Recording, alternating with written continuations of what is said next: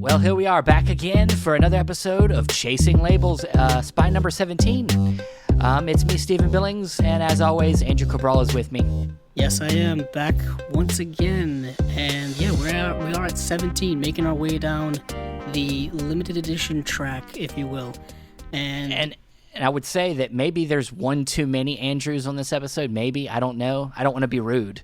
I was just gonna say that. Wow, that's how you work me in, huh? I know just that. I knew let it was everyone know I'm rude. I knew it was rude. We are Jeez. We are anything if not completely professional around here. But yeah, we are once again joined by Andrew Furtado, who was our guest exactly 2 months ago, coincidentally. Wow. It's kind of weird how time works. So he's back again, coincidentally, right around the time where Severin is dropping some serious titles for this coming fall. So we'll get into all that with him. But I think we don't really need an intro because we got our background information from last time. Let's be nice. I was already rude to him once. How are you doing, Andrew Furtado? Man, you guys killing it. Andrew, or as we call it, Andrew number 2 on this podcast. How are you doing? I know my place. Yeah. I'm good. Thank you so much. For anyone who hadn't listened to the last episode, first off, go back. I think it was episode number 10. I work for Severin Films and the post-production coordinator over there. And as we speak, I just received the color-corrected, fully restored version of Clear Cut, and I am so excited to end this podcast early just so I could watch we that. Get it. We get it. So are we. Look, you guys shoot me down, I'm shooting you down. We're always trying to get it's this so over funny with. because now it's good. We actually didn't plan this guesting on this show to come out around the same time as the folk set. It's just the folk gods coming in. Yeah. We had a whole thing planned, and then we were like, I guess we released it to help with, getting more audience members over to you guys. We're like, oh, this we should release the biggest set of the year. Help. We have me after our first episode. I knew you loved us so much that you just wanted to line everything up with the next episode that we were going to do. So we appreciate that, Andrew, number 2. Of course. Yeah. But it didn't even bump me up to 1 after that. All that and just still number 2. Can we get through this episode first? Never a bride. We have to review at the end of the episode. We have to get through the episode first. But as he just teased, great releases coming from Severin that we're going to talk about, and also we got slates from Arrow Video and Imprint also to go over. So we'll do all that. But first, we are going to start out with the October titles that Severin is releasing. I would say not as many as usual, but and I think you hinted at this release back on episode 10, where you said you saw some Jess Franco and you were like, I actually liked it, and this is the one, I think. What do we got? What are we looking at here, Andrew? Franco Noir. 2 black and white 1963 and 1964 Jess Franco joints. One is called Death Whistles the Blues, and the other one is called Rafifi in the City and Mother of God. Uncle Jess be praised. Like, it's so funny because apparently he made these movies around the time when everyone was like, oh, this guy can't do anything. Yeah. And he was like, I can. I just like it. It's kind of a beautiful thing because it's like if I call Jess Franco Ed Wood in the situation, it's someone who's a terrible filmmaker, in my opinion. Yeah, go for it. Yeah. We have no opinions. He just on doesn't Jess make yet. movies that work for me. They're not my kind of movies. Yeah. And to see him go, you know what? I can. I just choose not to. Now I actually have to go back and know that. Like going in and being like, holy shit, he's just doing, and it's making him happy. Yeah. And that's what's important, I guess. Some guy, I mean, look, I don't know Jess Franco, but, I can understand why you would maybe want to do movies where there's a lot of, naked women and sex and things. I'm not saying that's why he does it, but yeah. Him and Lena were like really close, even to the end. Like they would do conventions together and just hang out, and like there's a genuine relationship there. Someone who really believed in what he was going for and said, yeah, I've got a really great looking vagina. I'll show it to you for everyone to see. Not everybody can be that free. That's unfortunate. Why not? Why not? Why can't we all just show our vaginas and penises? Or have the confidence to do that. Yeah. I'm naked right now. For all we it's know. okay. It's so funny because these movies are genuinely like, I'm a huge noir fan. Like, Oh, we are too. as soon as Imprint or Indicator released their Columbia Noir sets, I was like, oh my god, those look amazing. I don't care. I need to own all of them. Yeah. To the point where I had to make a choice. Do I keep the Imprint Noir set because there was a lot of crossover? Do I keep the Imprint Noir set, which is gorgeous? Or do I sell it and get the Indicator sets? Yeah. Because it's more movies, more, and I opted for more noir. Also, I'm a label loyalist. Yeah. And I really prefer what Indicator has been doing. And that being said, you might hear Imprint talked about today, just saying. So don't worry. Yes. They're still in there. But and I love noir. I think it's so much fun to see and experience a new noir, because even a boring noir is trying something new and interesting at the same time as, not doing a great job. Like, there's one I watched somewhat recently that it was called The Glass Key, and it was so fantastic and like really smart, and then there's another one that blew me away that I had never even heard of. It's called Safe House, or shoot, Not the Denzel movie, right? No. no. I realize I'm mixing. I do this all the time. Denzel, he's always my guy. No, it's shoot, I heard Tarantino talk about it on a podcast. Mm-hmm. It's on YouTube, and it was so great. It was Break Lock or something like that. God damn it! I'm gonna have to edit this. You're gonna have to figure this out. I know. I appreciate. Oh shit! Look at that. The Glass Key. Yeah, once again, it's coming got- off screen. Yeah. I just had the glass key just Let right me- next to me. And it's just like, here it is. Shout Select release. Safe. I think it was called Safe. What is a room in a bank? It's a the lock house. like the bank, the vault. Yeah. Fuck. I'm trying to remember the name of it, and I just typed in the words British. Do you not update your letterbox of things you use? Motherfucker, you want to know how many movies I've watched this year so far? I must know your number. I've watched 496 movies this year. I'm at that's 473, ridiculous. so I'm with you. That's not even all of them, because I don't label a lot of the stuff that I work on, because people follow my letterbox and they'll know. I'm scrolling back through right now. I could have sworn it was something safe something, but this movie, it was really worth watching, even in 280p. Like, it's so fucking good. Yeah. Oh, it was after I watched 3 Days of the Condor. Yeah, I'll stop talking. I'm sorry. Oh, you're good. I was gonna say, noir. Is one of them. Kind of. Some people want to debate on whether you would consider it to be a genre or not, because it does kind of phase into a lot of different genres, whether it be like romance or crime or even like science fiction. Has its own noir element, so it's kind of like more of a style than anything. But it has so many facets to it that makes it so compelling. That particular type of film so interesting to always at least give a chance.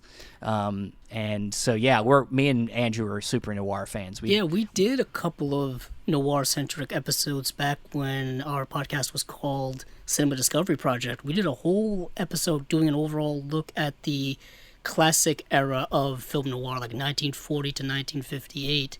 And then we looked at a couple of individual film we noir did films. neo-noir. We did neo-noirs late, like I think an episode just on neos, maybe. Yeah, I think we did that as well. But we looked at like In a Lonely Place, Gilda, movies like that. They're definitely much in that noir range. But for this release, what really caught my eye is for Rafifi in the City. Apparently, it impressed Orson Welles so much that he had Jess Franco do secondary unit directing on his film Chimes at Midnight. That in and of itself is enough to get me to buy this. Yeah, because apparently someone showed it to Orson as like, can you believe this guy's ripping you off? And he goes, he's doing a great job. Let's hire him. One that I was going to recommend real quick is this movie called Strong Room. This movie isn't available on Blu-ray or DVD out here, but it is available on YouTube. And since it is so hard to find, I cannot recommend you just deal with 480p. It's called Strong Room from 1962. Okay. And it is such a tight noir, and it was so beautiful. This guy is planning this perfect bank robbery, and obviously it goes wrong.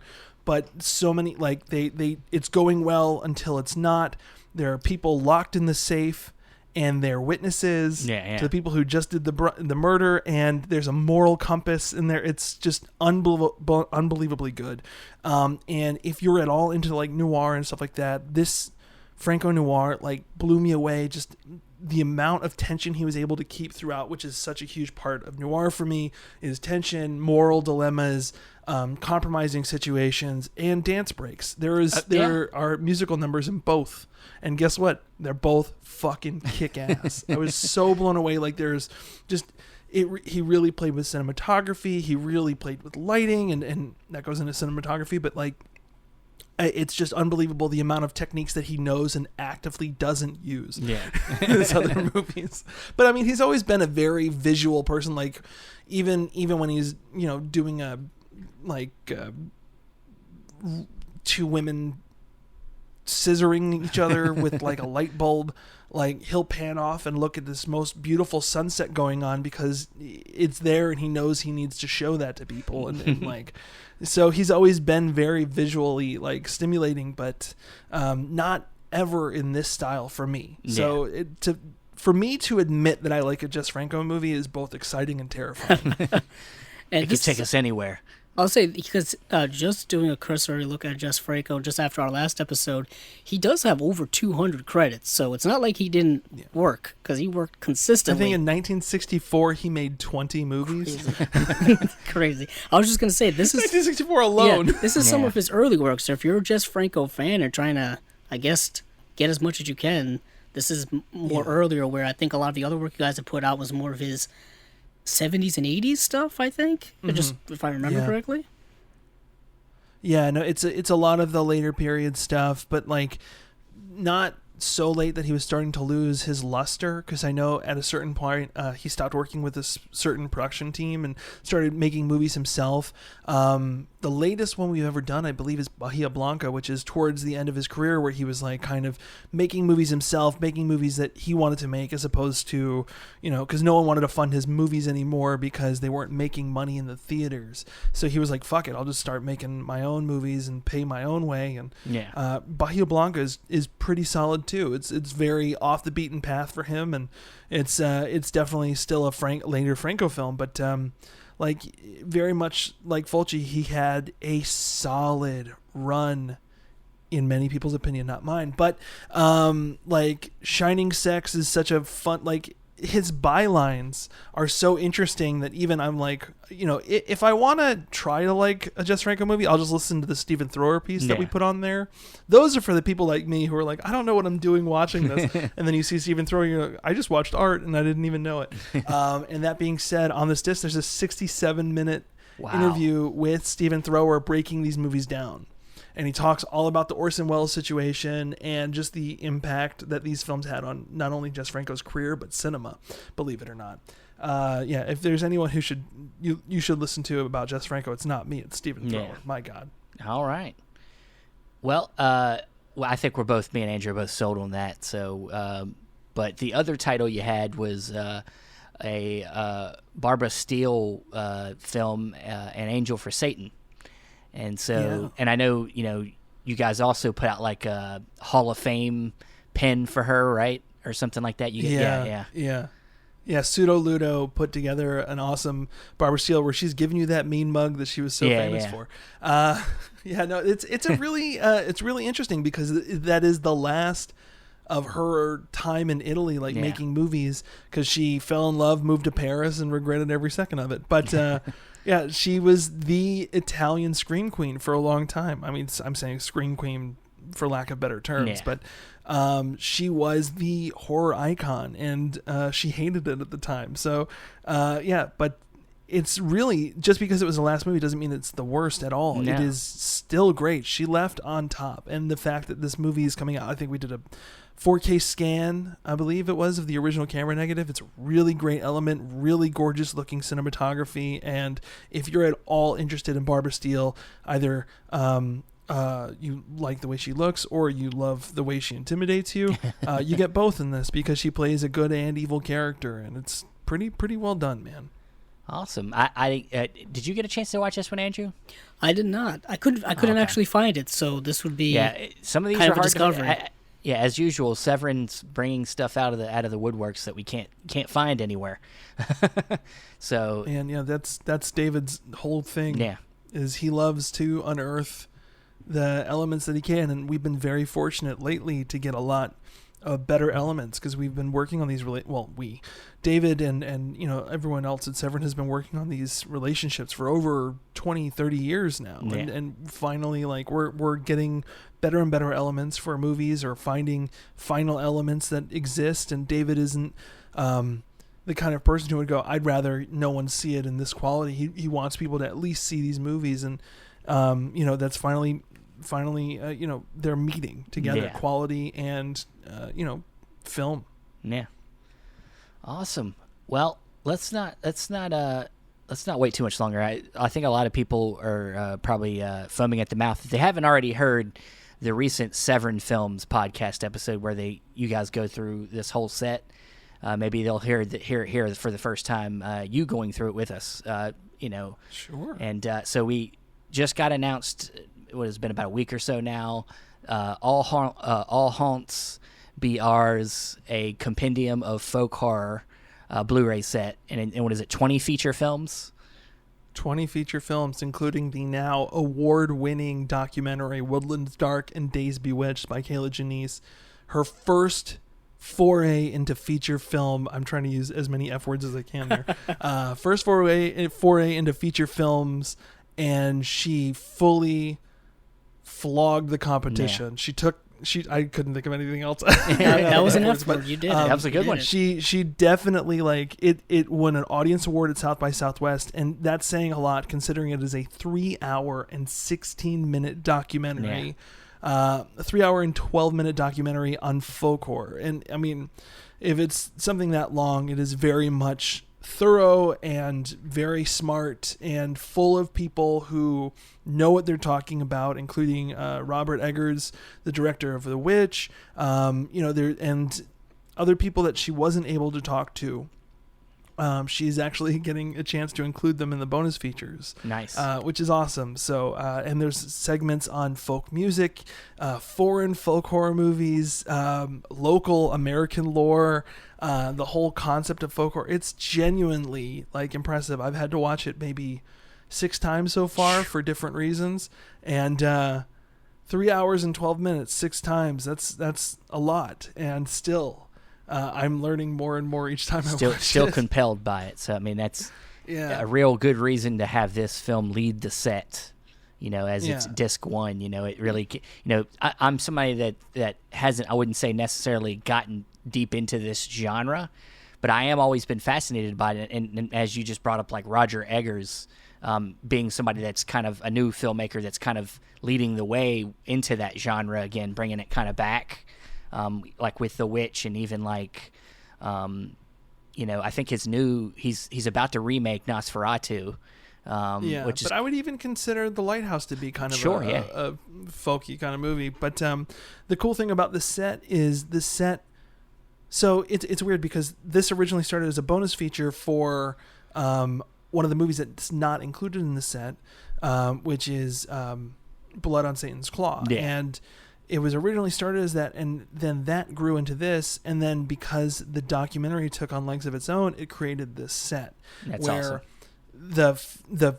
The doc was inspired by the films, and then films in the set were actually kind of inspired by being in the doc. Like Kayla talks on the podcast how she didn't know about Tilbury and a few other ones, and Kadaicha, and because she heard them talked about in the interviews, she was so interested in what they were saying that she actually was able to find the rights to include them in the doc. And then we were like, we should put this in the set because it's pretty awesome. It is a very, very, very curated by Kayla set where she chose not only like the regions of where the films were coming from to make sure that so many places were represented, like Like there's films. There's one from America. There's a few from London. There's some from Russia. Like the whole globe is fully involved in this because everyone has different stories to tell. Even Australia has a couple titles in there, and it's genuinely impressive to see not only that, but all the bonus features, all the different short films that she's chosen to include because they're mood pieces, even if they're not necessarily related to the film.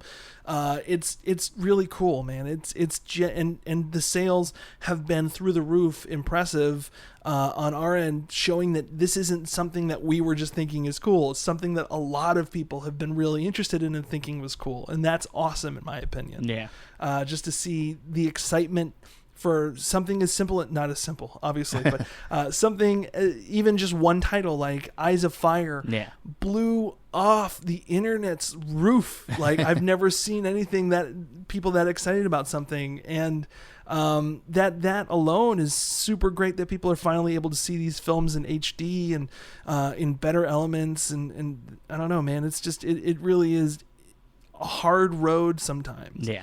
And then seeing the excitement is 100% the payoff that you need just to keep going sometimes. Yeah, I think you mentioned that last time that, as hard as it can be sometimes putting these sets together or these releases together, the payoff of when you finally are able to announce it and everybody gets so excited, especially for something this big, that probably took you a while from beginning to end to even get to this point. I'm assuming 2018. There you go. We started on this. Yeah.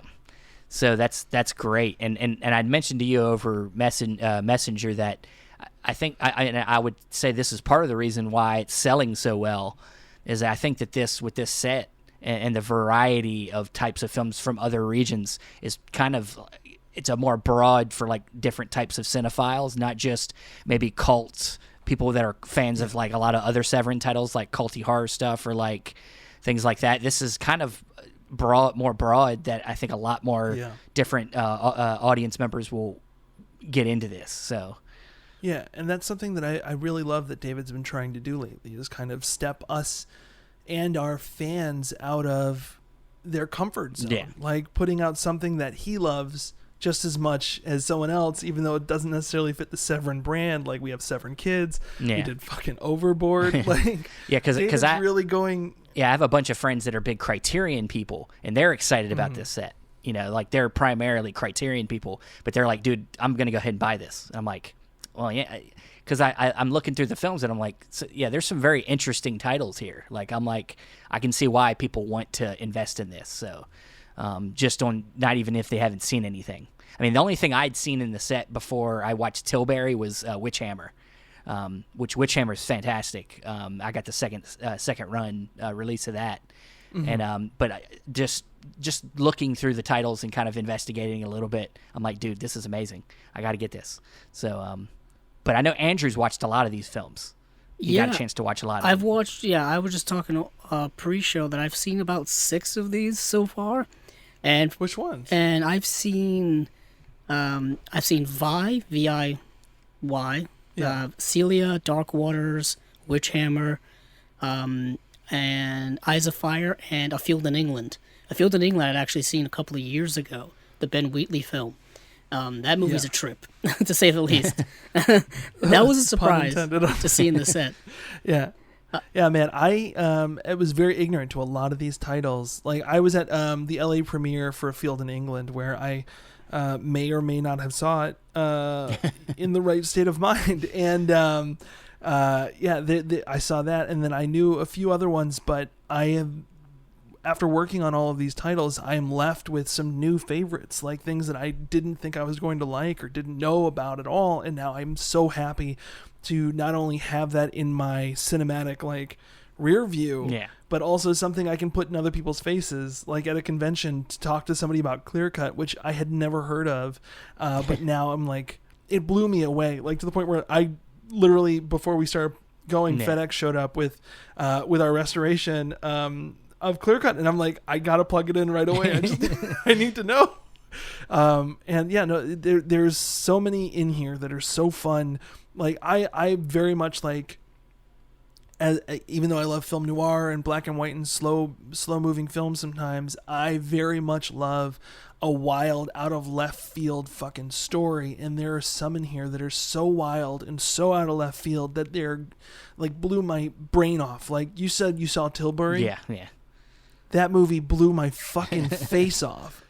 It's an hour and 10 minutes of just a dude vomiting butter and going nuts and just crazy costumes, dance breaks, fucking chocolate. It's just crazy. Chocolate. Leg nipples.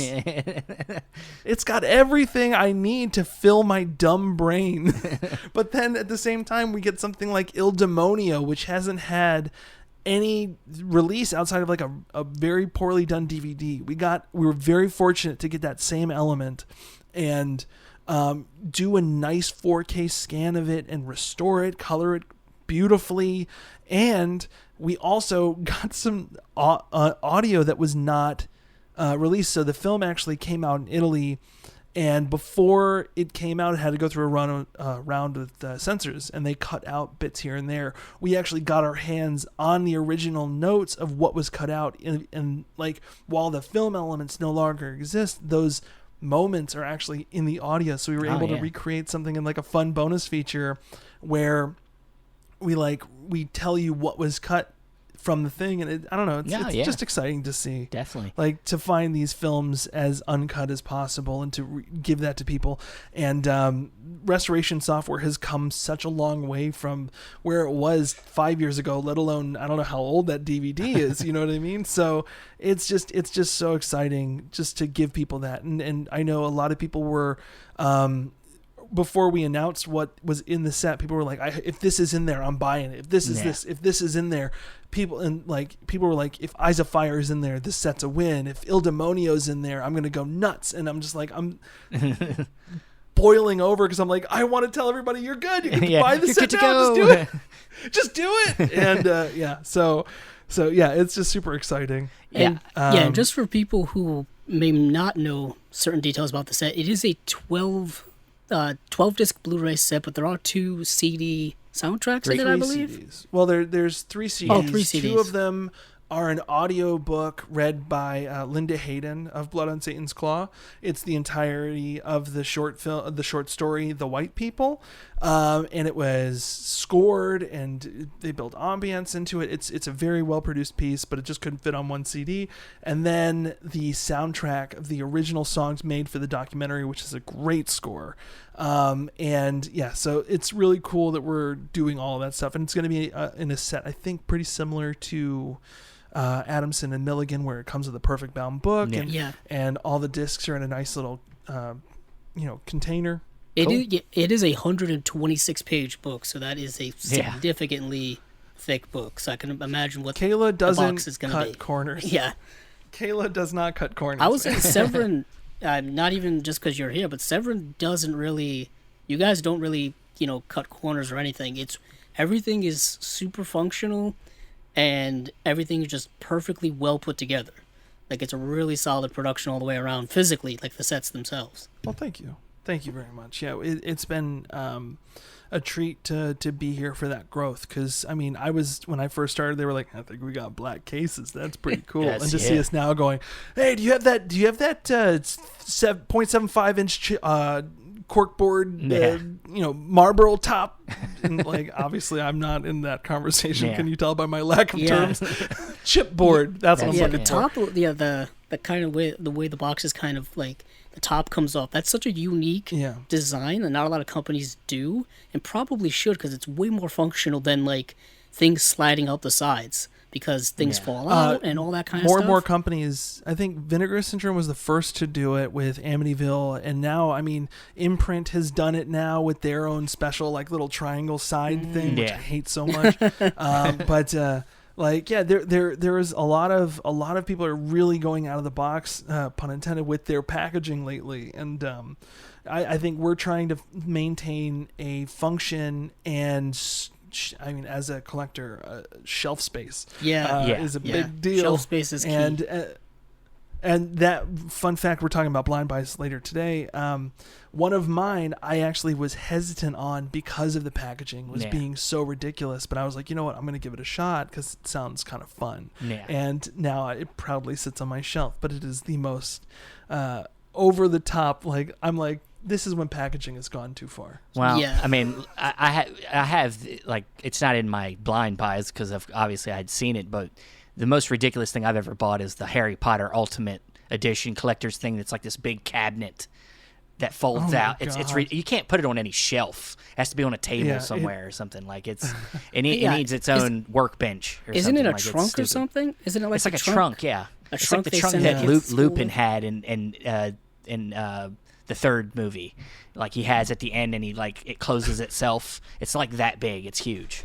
God, I'm genuinely afraid to see what the Lord of the Rings Ultimate 4K set coming out is going to look like because I got to buy it. Yeah. Well, Yeah, you're talking to I want Andrew. it. Andrew number one's going to have to buy that too. Yeah, I own those movies so many times over, and just like, just give it to me. I'll take it.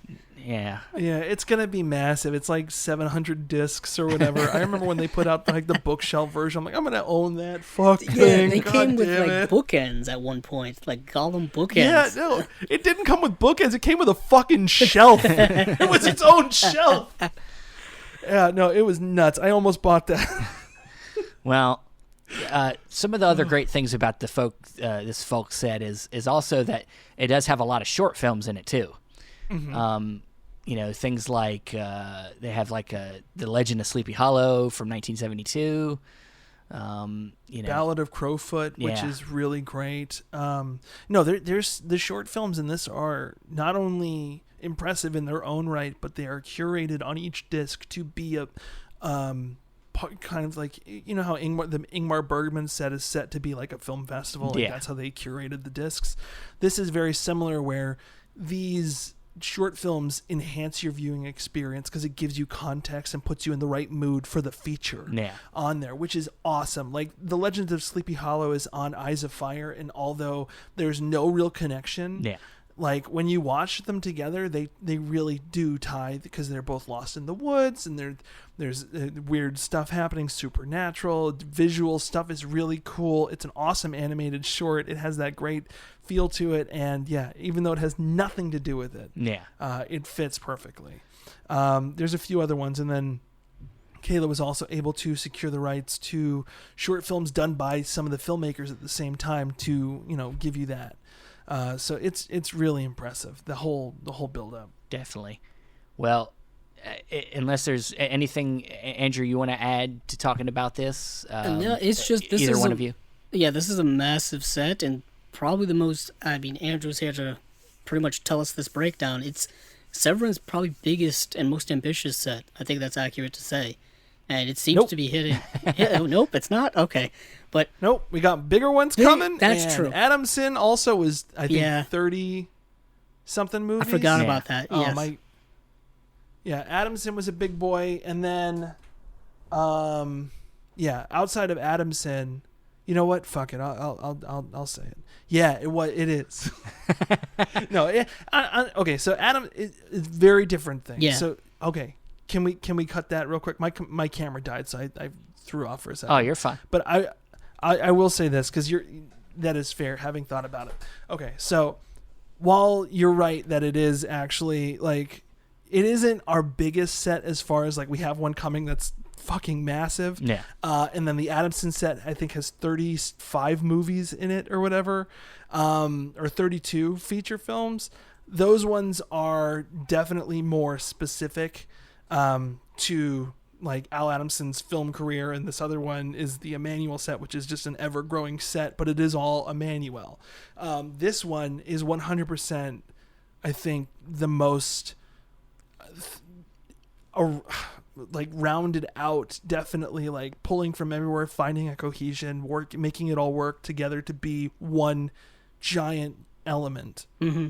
Mm-hmm. Okay. I would say that the amount of work that went into it kind of gives it that title for sure. Okay. Even though it's got less films. Okay.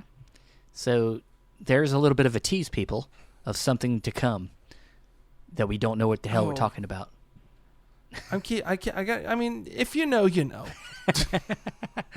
Somebody knows. I don't know. Now I can't even see Andrew number 2 anymore. I can't even see facial expressions. So he's really hiding it from us now. My camera died. It'll be back up. Nah, you're good. You're good. But I got a new webcam.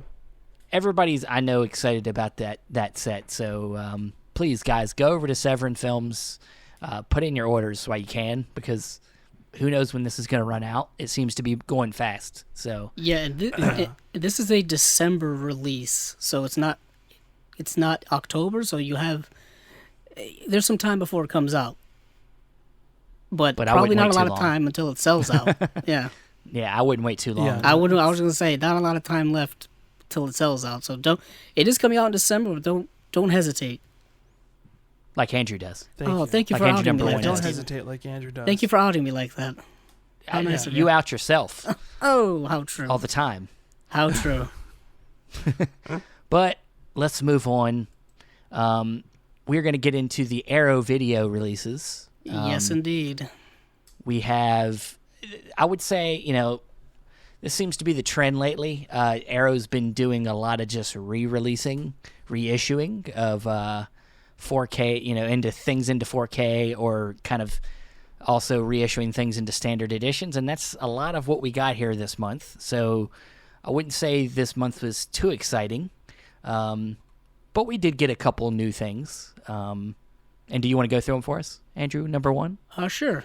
So they are reissuing Battle Royale, their UHD 4K edition, into a standard edition, which the big limited edition is still available out there, I think, floating around on the internet. So if you want to put down your hard-earned money on that, you still can. But this is probably going to be a cheaper, smaller version of that. Yet again, shelf space being. Wish I waited. Shelf space. Wish I fucking waited. Yeah. Shelf space being a premium, I guess, because that first limited edition set is quite big. It's pretty big. Yeah. It's a big boy. It is a big one, and then they're also re-releasing The Hills Have Eyes in a UHD 4K edition, which seems apropos for what they're doing at the moment now with releasing a lot of their old, limited edition Blu-rays into limited edition 4Ks. That seems to be what they're doing. This is, of course, the classic Wes Craven film from the 70s. Yeah. And then after that, we're getting a couple of new releases with Sailor Suit and Machine Gun, Mill of the Stone Woman, and Phantom of the Mall, Eric's Revenge, which is getting a really elaborate deluxe box set edition as well. And that looks like it's coming with poster cards and a poster and 2 discs and probably one of their Arrow thicker cardboard cases. So this dropped on Friday, so I wasn't able to dive into these as much as I wanted to, Steven, but luckily I had already seen The Hills Have Eyes and own The Hills Have Eyes, and I know Battle Royale, and I still covet that original limited edition release as I shake my fist at the collecting gods for making it so expensive. So yeah, anything interest you guys here regarding these Arrow releases? Not really. I mean, yeah, same. I don't know a lot of the newer ones. Obviously, the re-releases I'm aware of, but still the Mill of the Stone Women I've never heard of. Yeah. And Phantom of the Mall, it doesn't necessarily twist my tit as much as I would hope, as someone who's a huge fan of Phantom of the Paradise and obviously Phantom movies. I think they're fun, but it just didn't necessarily Arrow's a very, as our subject will say, it's a very tough company to blind buy from for me. Only because their movies are always they're so wide with their titles sometimes that it's hard, because with Vinegar Syndrome you know what you're getting into, but with Arrow you have no idea a lot of the time. And as a fan of that, it's awesome, but at the same time it's also scary because their prices ain't cheap, man. No. Very true. And I appreciate Arrow for re-releasing these titles and making it very exciting. I'm going to hold on to my Hills Have Eyes set Blu-ray because, number one, it's a 16 millimeter element. So 4K, if you did it the way Lustig does it, that 16 millimeter of Maniac goes a long way. So it is very impressive for sure. But I love that Arrow is also doing 4K properly, where they're doing it naturalistically. They're not pushing the element too far. Yeah. I know Turbine, for example, is a company in Germany who really are nailing it with 4K. Yeah, I have that set too. If I didn't have the limited set of Hills Have Eyes, I would probably upgrade because I really love that set, like the book that it came with. I love all the cards, but I have that, so I don't know if I'm going to be doing the upgrade. But I have no problem with their encode on that one. It looks great at 35 megabits a second, so I'm not going to complain. But if I did not have it, I would definitely upgrade. And I'm debating on doing a downgrade from the limited edition because I will never watch Battle Royale 2 ever again in my entire fucking life. And so if anyone wants a deal, Hey, hit me up. I mean, Andrew number one might. I don't know. I know. It's like just trying to twist my arm, Steven. But I mean, yeah, I'm with you too. I don't really have. I mean, I'd have to look a little bit more into some of these other releases like Sailor Suit Machine Gun. That could be interesting. I don't know. But I know Andrew was telling me about Phantom Mall and that it was basically like a Phantom of the Opera, but in a mall. Did the name help give that away? Yeah, I know the title gives it away, but sometimes you don't. I mean, there might be more to it, but I guess not. No, I'm a Phantom of the Megaplex kind of man. Oh, I was personally, so I thinking don't that know. exact thing when I first heard it and watched it. I was like, man, I gotta watch Phantom of the Megaplex. I wonder if it's on Disney Plus. It is. Yeah, of course Oh, it is. Jesus. Watched it last year for Halloween. Nice. But I also Yeah. have the Hills Have Eyes limited edition Blu-ray, so I don't know that I feel the need to upgrade again. So I'll say I'm curious about how the Hills Have Eyes is going to look better than the Blu-ray, because like Andrew number 2 said, it is 16 millimeter. You can only get so much quality out of a 16 millimeter print or a 16 millimeter movie, and I don't know if it's going to just enhance the flaws of that format even more, or if it's going to make it look better. I don't really know. I think the same thing can be said about Texas Chainsaw Massacre.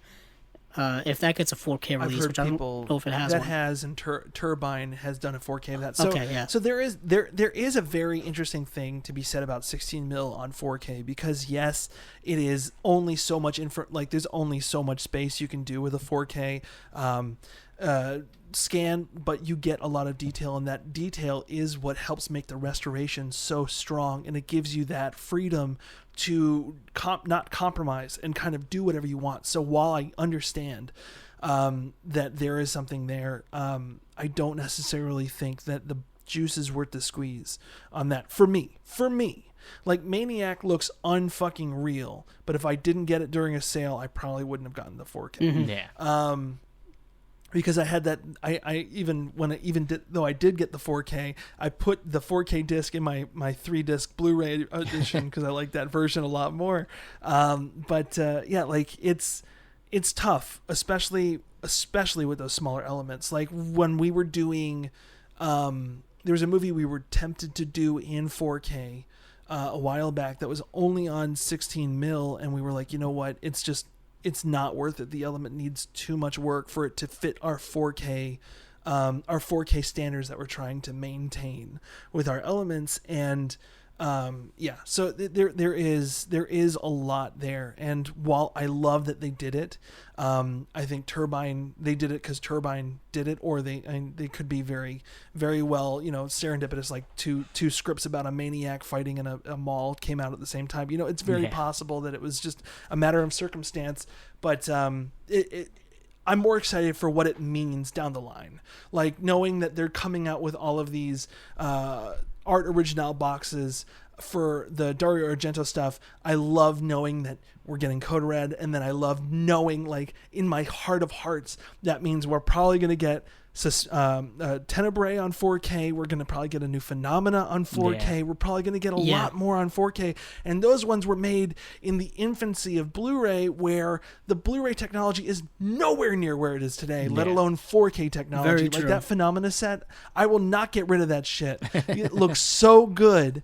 Like, and knowing that I will possibly, be tempted to then upgrade to the 4K. That's a no-brainer upgrade for me because of just where, like, our Santa Sangre, for example, is a great example of where Blu-rays were 13 years ago to where 4Ks are now.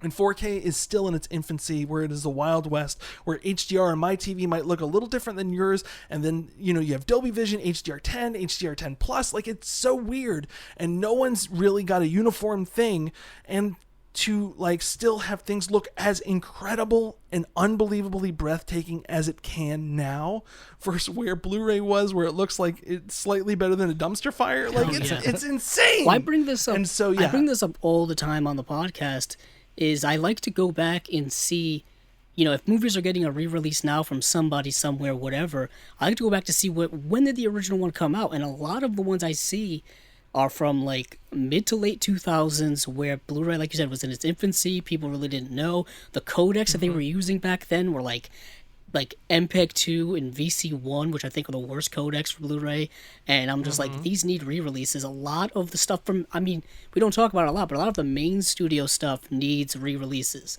and some of them are getting them now in the new format and in other remastered releases because they need them, because the tech is light years ahead of where it was a decade ago, and that happens all the time now. Just a couple of other things, that Battle Royale set looks like it's just comparing it to the limited release. Looks like it's just the first 2 discs of that release, which is just Battle Royale, and then the other 3 discs on that set were like Battle Royale 2 related stuff, and I think it also came with a couple of CDs as well. So you kind of don't get all of that back end stuff. You just get Battle Royale, which is kind of really the reason why you want to own either set. Yeah. Yeah, it comes with both cuts of it, yes. So it's not like you're sacrificing one cut over the other. And you get all the features. That they're doing that. Yeah.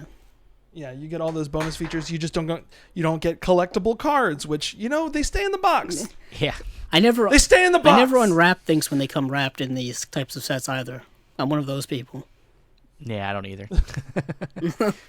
But oh man, then why even have it? Yeah, I don't know. You guys are insane. You guys are loose cannons. We are loose cannons. Now I take out cards. I think what he's saying is, like, sometimes these cards come in like a wrap, and he's like shrink wrapped. Yeah. Yeah. No, I know what you mean. But I don't know. You never know when you're gonna need to sell it one day, and then people care about that. Pristine. But because these are like a retirement plan for me. Now, the retirement plan is that I'll finally get around to watching all of them one day. All right. Well, that's Arrow, and now for the last slate we're going to do before we get into our kind of bonus little extra segment, we're going to talk about Imprint films. And they're just putting out their November bundle, and we got 7 films. We have Tam Lin from 1970. We got Let's Scare Jessica Death. Jessica Death, like that's her last name.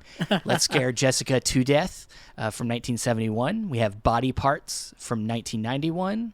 We have The Gift from 2000. Stir of Echoes from 1999. The Medusa Touch from 1978. And The Possession of Joel Dalany from 1972. So it looks like they're putting out their horror-themed month in November. So I don't know. Things are different down there, man. I guess so. I mean, it's always a horror show down there with all the things that can kill you. So, maybe that just doesn't matter to them. I don't know if I can ride with you, man. Shit, you're going after Australia. I love Australia. I would love to go to Australia, but I mean, right now nobody can go to Australia. Yeah, they're in the midst of another lockdown. Yeah. Yeah, that's all they're doing is staying in lockdowns down there. But and now we can see Andrew number 2 again, so we know he exists, and it's just not in our heads. But I am a figment of your imagination. Well, I don't know how we get that recorded, but we're hopefully we got it recorded. We're not just talking to ourselves. But so any of these stand out to you guys? Andrew number 2, anything that you've seen? Oh man, Body Parts? Are you kidding me? I just nice watched Blu-ray that of too. that. God, Body Parts is hilarious. Yeah, Body Parts is a wild ride, Yeah. man. And I am a huge fan of what Imprint is doing as far as like getting weird movies Yeah. out, especially ones that have very odd rights issues here in the States. Yeah. This one is definitely up there as far as like, hell yeah, get me more weird shit. Like they just did the Dead Zone, and I actually opted to do their version of the Dead Zone over the Scream Factory version of the Dead Zone. For the reason of their bonus features that they've really stepped up their game on. I'm excited to get a nice Blu-ray of Stir of Echoes, because even though it's not the world's best movie, it's still pretty fucking cool, man. Yeah. And to get new interviews and ported over bonus features is super exciting. I love that movie for all of its flaws. Let's Scare Jessica to Death is a great movie that is technically a folk horror movie if you think about it. And the reason I say that is because it may or may not have been in talks at one point in time. What? And like there's some really cool bonus features on that, but yeah, there's some stuff to be really excited about here. The only thing that is rough is the price tag and their lack of sales. So, you know, it is like I lean on Diabolic and Orbit DVD when I buy these titles, and their titles are fair, which is awesome.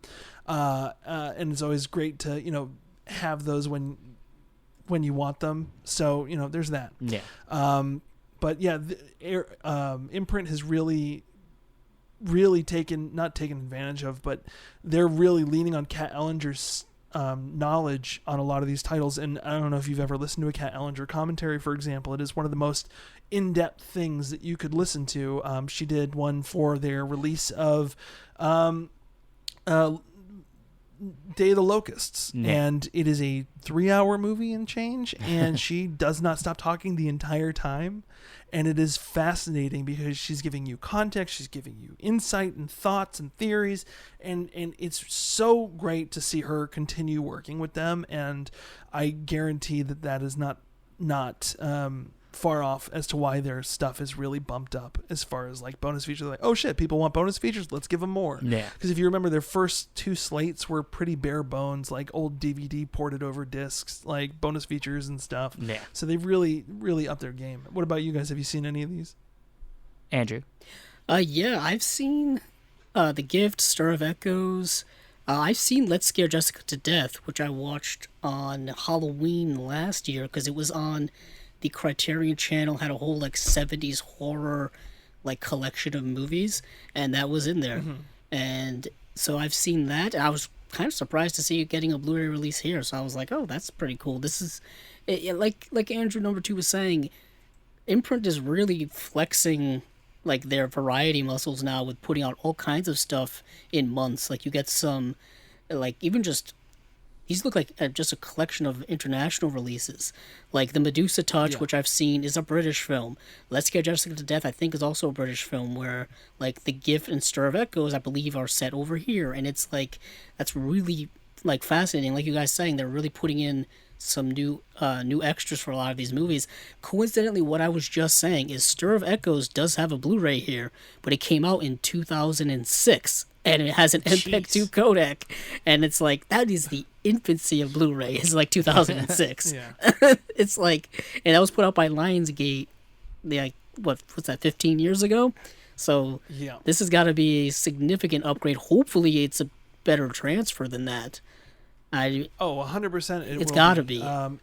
If anything, if it's not a better transfer, it's going to be a better encode. Because the thing that I will say is, it seems like they're getting a lot of finished goods. Because they don't really ever talk about their scans. Yeah. Right. They don't ever talk about the element used. They kind of just say provided by such and such. And from an archival standpoint, that usually means that there's a high-res version that the studio owns. It very well could be a new scan, but I feel like they would announce that if there was a new scan. But because they're not, it's all hearsay. I don't talk to them, so I have no idea. But that doesn't mean anything, because like 88 does the same thing with a lot of their movies, is they're just getting current masters of things and getting the high-res version, and where encoding software is now versus then is very, very much impressive. Where the average bit rate of discs back then were maybe 20, and now we're average bit rate of 35. You know, like, so you're getting a lot more information in the, even if it's the same file, they're being created from. Let's Scare Jessica to Death came out from Scream Factory here. Okay. I don't remember when, maybe 2020. And it's a great disc.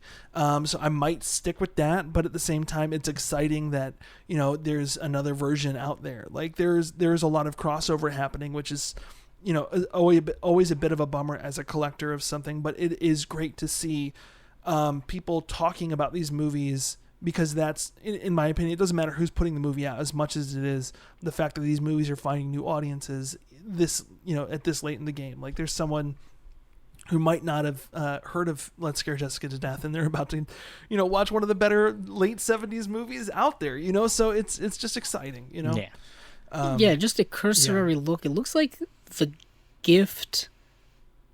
Okay, The Gift, it doesn't have a release here, but it had a Blu-ray released. I think I don't know if that's Norway or some country like a decade ago. I was just looking at Blu-ray.com to see what flag that is. I don't even know what flag that is. But it talk about something that hasn't had a release in this area of the world ever. Yeah. So that was interesting. I would say. Yeah, I was just gonna say I'm just a big Cate Blanchett fan, so I just watch all of her movies. Yeah, anyway, I would say embarrassingly, as a kid, when I did see this movie, and of course, as a kid, I was a big Dawson's Creek fan. I know not everybody was. I'm so ashamed. There's some shame there, but I did like Dawson's Creek, and of course, Joey, Kate Hudson, is in this film, Katie and Holmes. she does get naked in this movie. And so as a kid, I was like all about getting this movie because she was naked in the movie. Well, and also I believe this came out while she was on Dawson's Creek, and 2000. she was also still on Dawson's Creek. Yes. Yeah, because that show ended 2003, and it went for 6 seasons. You know better than I do, Stephen. Obviously. Yeah, I do. Unfortunately. Do you have the complete series DVD? I do of that? have all of the seasons of Dawson's Creek. So just wanted to check. You can say I'm shameless. I'll say anything on here. Man, but I didn't know you were such a Dawson's freak. Dawson's Freak. Yes, I'm a Dawson's Freak fan. But such a shame they had to take away the opening song music rights on a lot of those DVDs. Yeah. That's what I do is I just pull out my phone and I just play the song At beginning of every episode. At the beginning of every episode. Just put your TV on mute. Genius. Yeah. Genius idea. That's how you do That's it. a little extra, man. I know. I'm a Dawson's freak. But the movie's still a pretty cool movie. It's got a great cast. I mean, it's Cate Blanchett, Giovanni Ribisi, Keanu Reeves, Greg Kinnear, Hilary Swank, Michael Jeter, Gary Cole, J.K. Simmons. I mean, it's a huge cast. So if you're fans of any of them actors, I mean, it's a cool kind of mystery film. Isn't it directed by Sam Raimi too? Sam Raimi directs it. Yep. So shit, man. It does have some. You got to fill that Sam Raimi hole in your collection. Yeah, I have to get it now because I got my Sam Raimi section. Well, that means you also have to get the For the Love of the Game. I do have that. Do you have that? Okay, good. Yeah, Kevin Costner. Of course you have that. You're I can't think of another Costner thing. You're a Cost Plus. But all right. Anything else on the indicator? Imprint releases? No, not necessarily, man. But thank you for asking. I know. I am a Dawson's freak, but I am also a gentleman. So that is true. And also, these releases look like they're all coming with the patented, maybe not patented, but the usual Imprint slip cases, slip boxes. Those side loaders. Sure. Looks like it's coming with that, and they're. When are these coming out, Steven? They're November releases. They're all November bundle. And they're nice. I think they're all 2,000 copy limit. So not high, but then again, I don't think their sales are booming as much. So you got a lot of their stuff does end up selling out. Eventually. Yeah, it does. They only make 2,000 copies. So, but luckily, for me in the States, I was very hesitant for a long time because, I'm the shipping is so crazy. And then if I got enough people in on an order, it would sometimes be worth it. But then I'm all that extra work and all that extra waiting for something I could have paid $1 more at Diabolic DVD or Orbit DVD, even with shipping, and it would have been mine immediately. Yeah, I should have done that. That was kind of my rationale behind it too. Yeah, and I was going to say before we move on to our last segment here, there was I'm sure everybody knows by now, but there was an email that went out for people that decided to get the cinema of Zhang Mo and Gong Li. That it got pushed back a few weeks because of their limitations right now with workers and things inside their warehouses and whatnot. So they need a few more weeks to get together all the stuff and ship them out. So it's now coming out at the end of September 29th. So and apparently they're making everybody's shipments express, so it comes faster. Oh, that's nice. So that's cool. I thought that was really nice that they upgraded the shipping for the delay. So that was really nice of them. And that's all I got. But good transition. Yeah. So let's go into our last segment here, which is a special segment we do with our guests every once in a while, where we kind of come up with our own little theme to base something around. And this time we decided, this was kind of something me and Andrew number 2 kind of decided to do. And I thought, man, Andrew number 1's going to be, this might be tough for him because he's a very strategic buyer. Whilst me and Andrew number 2 are more like cavalier with our buying. We like buy a lot of blind buys, and that's what I'm fucking reckless. Yeah, we're reckless. So that's what this theme will be. It'll be some of our favorite blind buys in our collection, where we've just randomly picked something and it ended up being one of our favorites in our collection. So here we go. We're going to kind of keep it limited, maybe to around 5 selections. We'll see how crazy we get. But let's start with our guest of honor here. What is the first one you want to talk about? I picked 10, just so you know. Go for it. So I'm going to go off of you guys. Go for it, man. I couldn't limit it down. So Andrew one is just like, what the fuck? What we'll do, let's do it this way. Since you got 10 selections, you tell us 2, and then then we'll go to us for 1, go to Andrew for 1, and then we'll go back to you for 2 more. I'm actually really interested in your blind buys because I just want to feverishly write these down so that I know do all my research on them. I wrote down Strong Room so I can find Strong Room later. Yeah, dude, Strong Room's on YouTube, and I don't recommend watching movies on YouTube ever because it sucks. Yes. But there is no other way to watch that movie. So please, watch it on YouTube just so you can experience it. So for me, I love looking at a cover, and I went through my collection and tried to find one from every company that I really love, and kind of go through that. So I have something from Region A, Region B, Region C. I really tried to think about that because nothing is more important than brand loyalty. And that being said, I don't care sometimes. I just want a movie. But that doesn't mean, I can't love a brand and be more willing to blind buy from a company I trust. Like Indicator, for example, has really proven themselves to be one of my favorite labels coming out with stuff. And I'm way more inclined to work and try their titles out blind, especially during sale time, which is one of my favorite times to blind buy because I'm a fucking kid in a candy store. I would have paid full price for that shit, but now you're letting me buy 2 for the same price. I'm in. So those are the first 2 I'm going to pull. It's the only label that I put in here twice, is because both these movies completely blew me out of the water for different reasons. You can't see what I'm holding anymore because my camera died again, but I am holding Sidney Poitier in To Sir with Love, and I'm still holding the Blu-rays up to where my camera would be. And then I also chose Dennis Hopper's The Last Movie. Nice.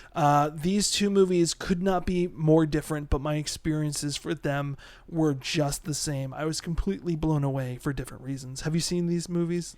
I've seen the last movie. Yeah, I haven't seen. Actually, what's the first one you said? To Sir with Love. To Sir with Love. Is that the one where Poitier is the teacher? Yes. Yes. I've seen that. He is a teacher, an American teacher who is in London, and he is trying to teach people manners. Yeah. And it is a class of run down, crazy Brits, man. You know those Brits and their temper. And my God, I was crying by the end of this movie because it was so beautiful and so sweet. I am a huge sap. I love unbelievable acts of kindness. And that's something that's always been my sweet spot. I will go watch as dumb as it is, It's a Wonderful Life every Christmas in the theater, and I will always cry like a fucking baby. I cried at the end of season 6 of Parks and Rec when, during the concert when you fucking see the reunion. I'm like, this is so nice. That was so nice. You didn't have to do that. This movie, don't be ashamed to talk about. I talked about my Dawson's Creek fetish, so it's Exactly. You're right there with me on this, dude. Yeah. I'm telling you, man, this movie is just unbelievably sweet.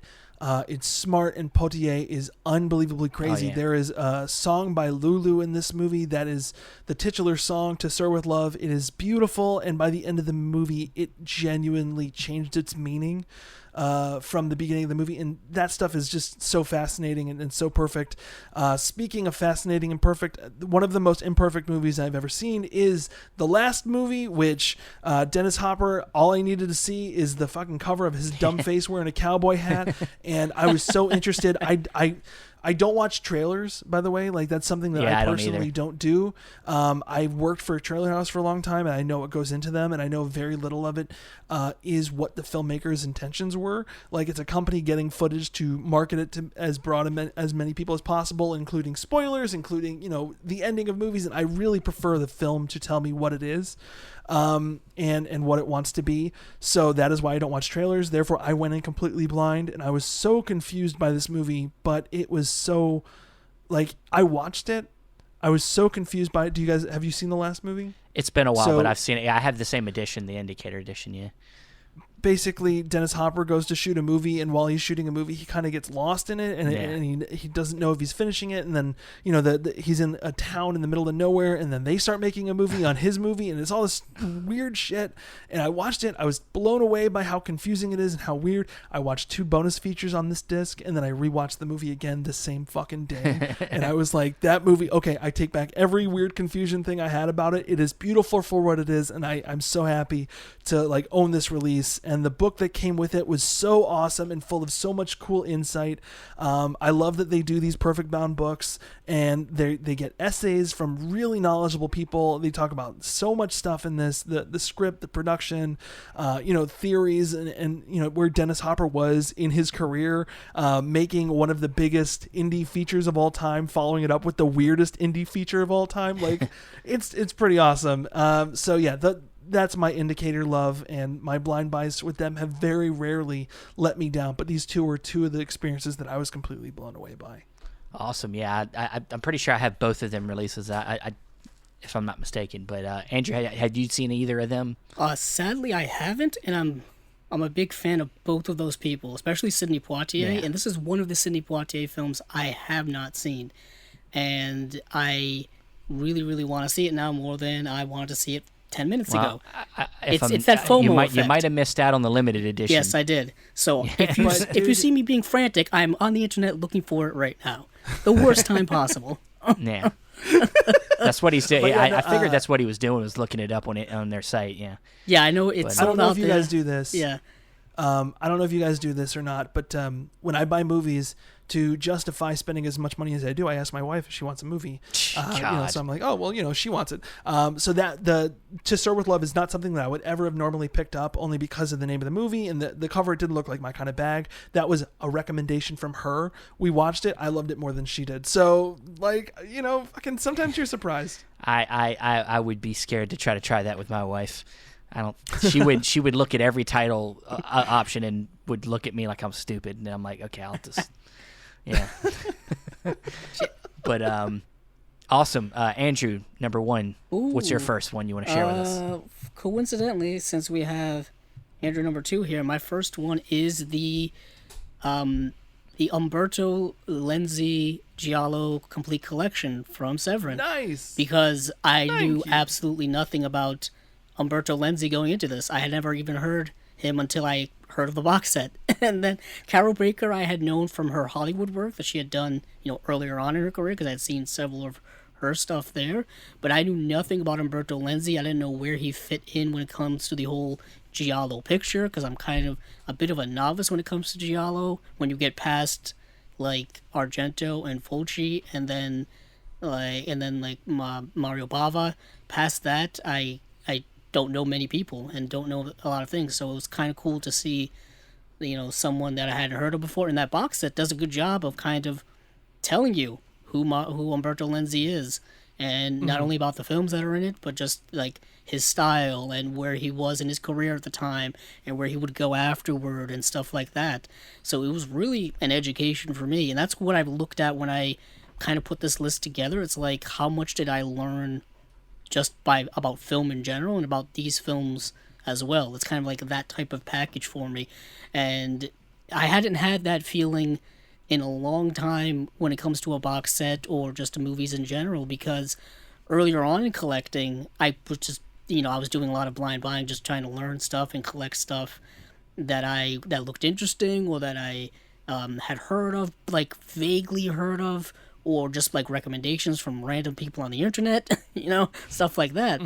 But I recently got the Umberto Lenzi set right around 2 months ago, right before it kind of sold out on Severin, and right before Andrew #2 had come on. And I watched the movies and just went through the special features, and it was just a delight. I also want to pick stuff that I have, gone through all the way, so I have a better picture of it. I haven't gotten to the Christopher Lee set, which I bought around the same time. That could have been on this list, but I haven't gotten through it yet. But yeah, it's a big ass set, man. Yeah, it's a great set. Both of these sets are, my two biggest Severin gets so far. And yeah, I really enjoy this set. I do recommend it. It is still available around if people do want it. I have said that a few times. But yeah, I dig this set a lot. Awesome. Well, that's awesome. Thank you for including us in that situation.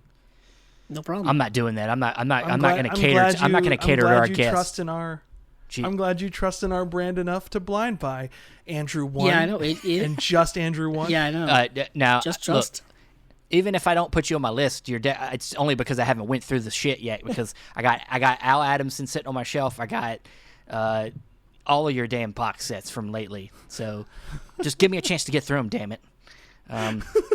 But I will start out with one that I really enjoy. And it was as I was going through this filmmaker's filmography that I discovered it, because a lot of times that's how we discover a lot of good stuff, is just picking a director and being like, okay, let's just go through his shit. And so I was going through Sidney Lumet, going through his filmography, and I picked up this Warner Archive release of Death Trap. And Death Trap! Yeah, Death Trap is such a cool movie. It has first of all, the thing that hooked me in was seeing Michael Caine and Christopher Reeves bouncing off each other, and at the time I hadn't seen a lot of Christopher Reeve other than Superman, and so he people don't realize Christopher Reeve was like a Juilliard trained actor, like he's like somebody that really was very well trained, and unfortunately just his accident kept him from continuing to broaden his career. But this film Death Trap was just a really cool movie about it.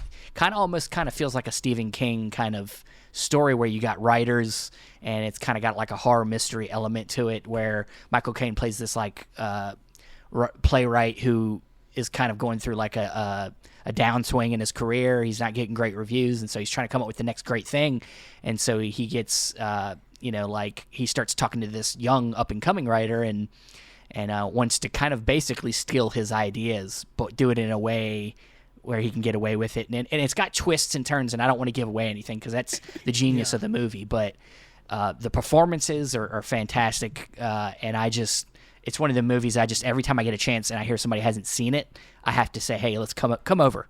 Let's watch Death Trap. Now, Sidney Lumet is such a great director, and especially when he's not doing something in the courtroom. Yeah. He has that same level of like when you're doing a courtroom situation or like a legal drama or thriller, you have to have an amazing story and an amazing way to deliver that information and deliver like. Because it's 90% talking, and this is very much in that same wheelhouse, but in a completely different setting with a completely different type of character, and I loved it. It's so fun, and I'm 100% on board with that. As like I bought that as a blind buy too. Yeah. It's another, like you said, it's another movie where it's like kind of like 12 Angry Men, of course, is kind of his big.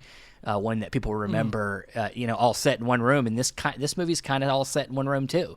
I mean, it's all kind of all set around this one house that Michael Caine lives in, and you just kind of roam around that house throughout the whole movie, and it's great. I mean, it's very similar to Knives Out, set. Yeah, definitely. Andrew, have you seen this one? I have not seen it, which also bothers me because I love Sidney Lumet. I think I've brought it up to you before, and I keep forgetting that Sidney Lumet has so many films, and I just keep He's a forgetting. busy boy. Yeah, he would have a hell of a career. Just a hell of a career. Unfortunately passed. But I have a lot of his last stuff. film. Yeah.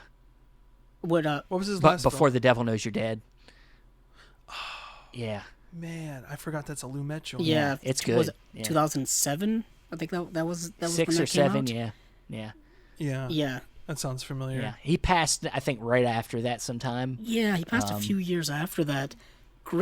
Just a great filmmaker to really learn a lot from if you're into filmmaking and stuff like that. He also had really lots of variety in his filmography as well.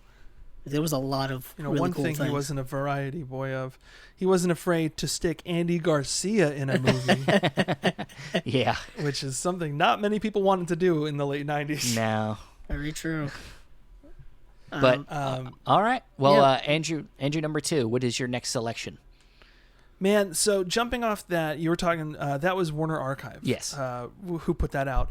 I have a Warner Archive title in here as well, because that was one of my favorite labels to blind buy from, because they had the 4 for $44. They don't do that anymore, unfortunately.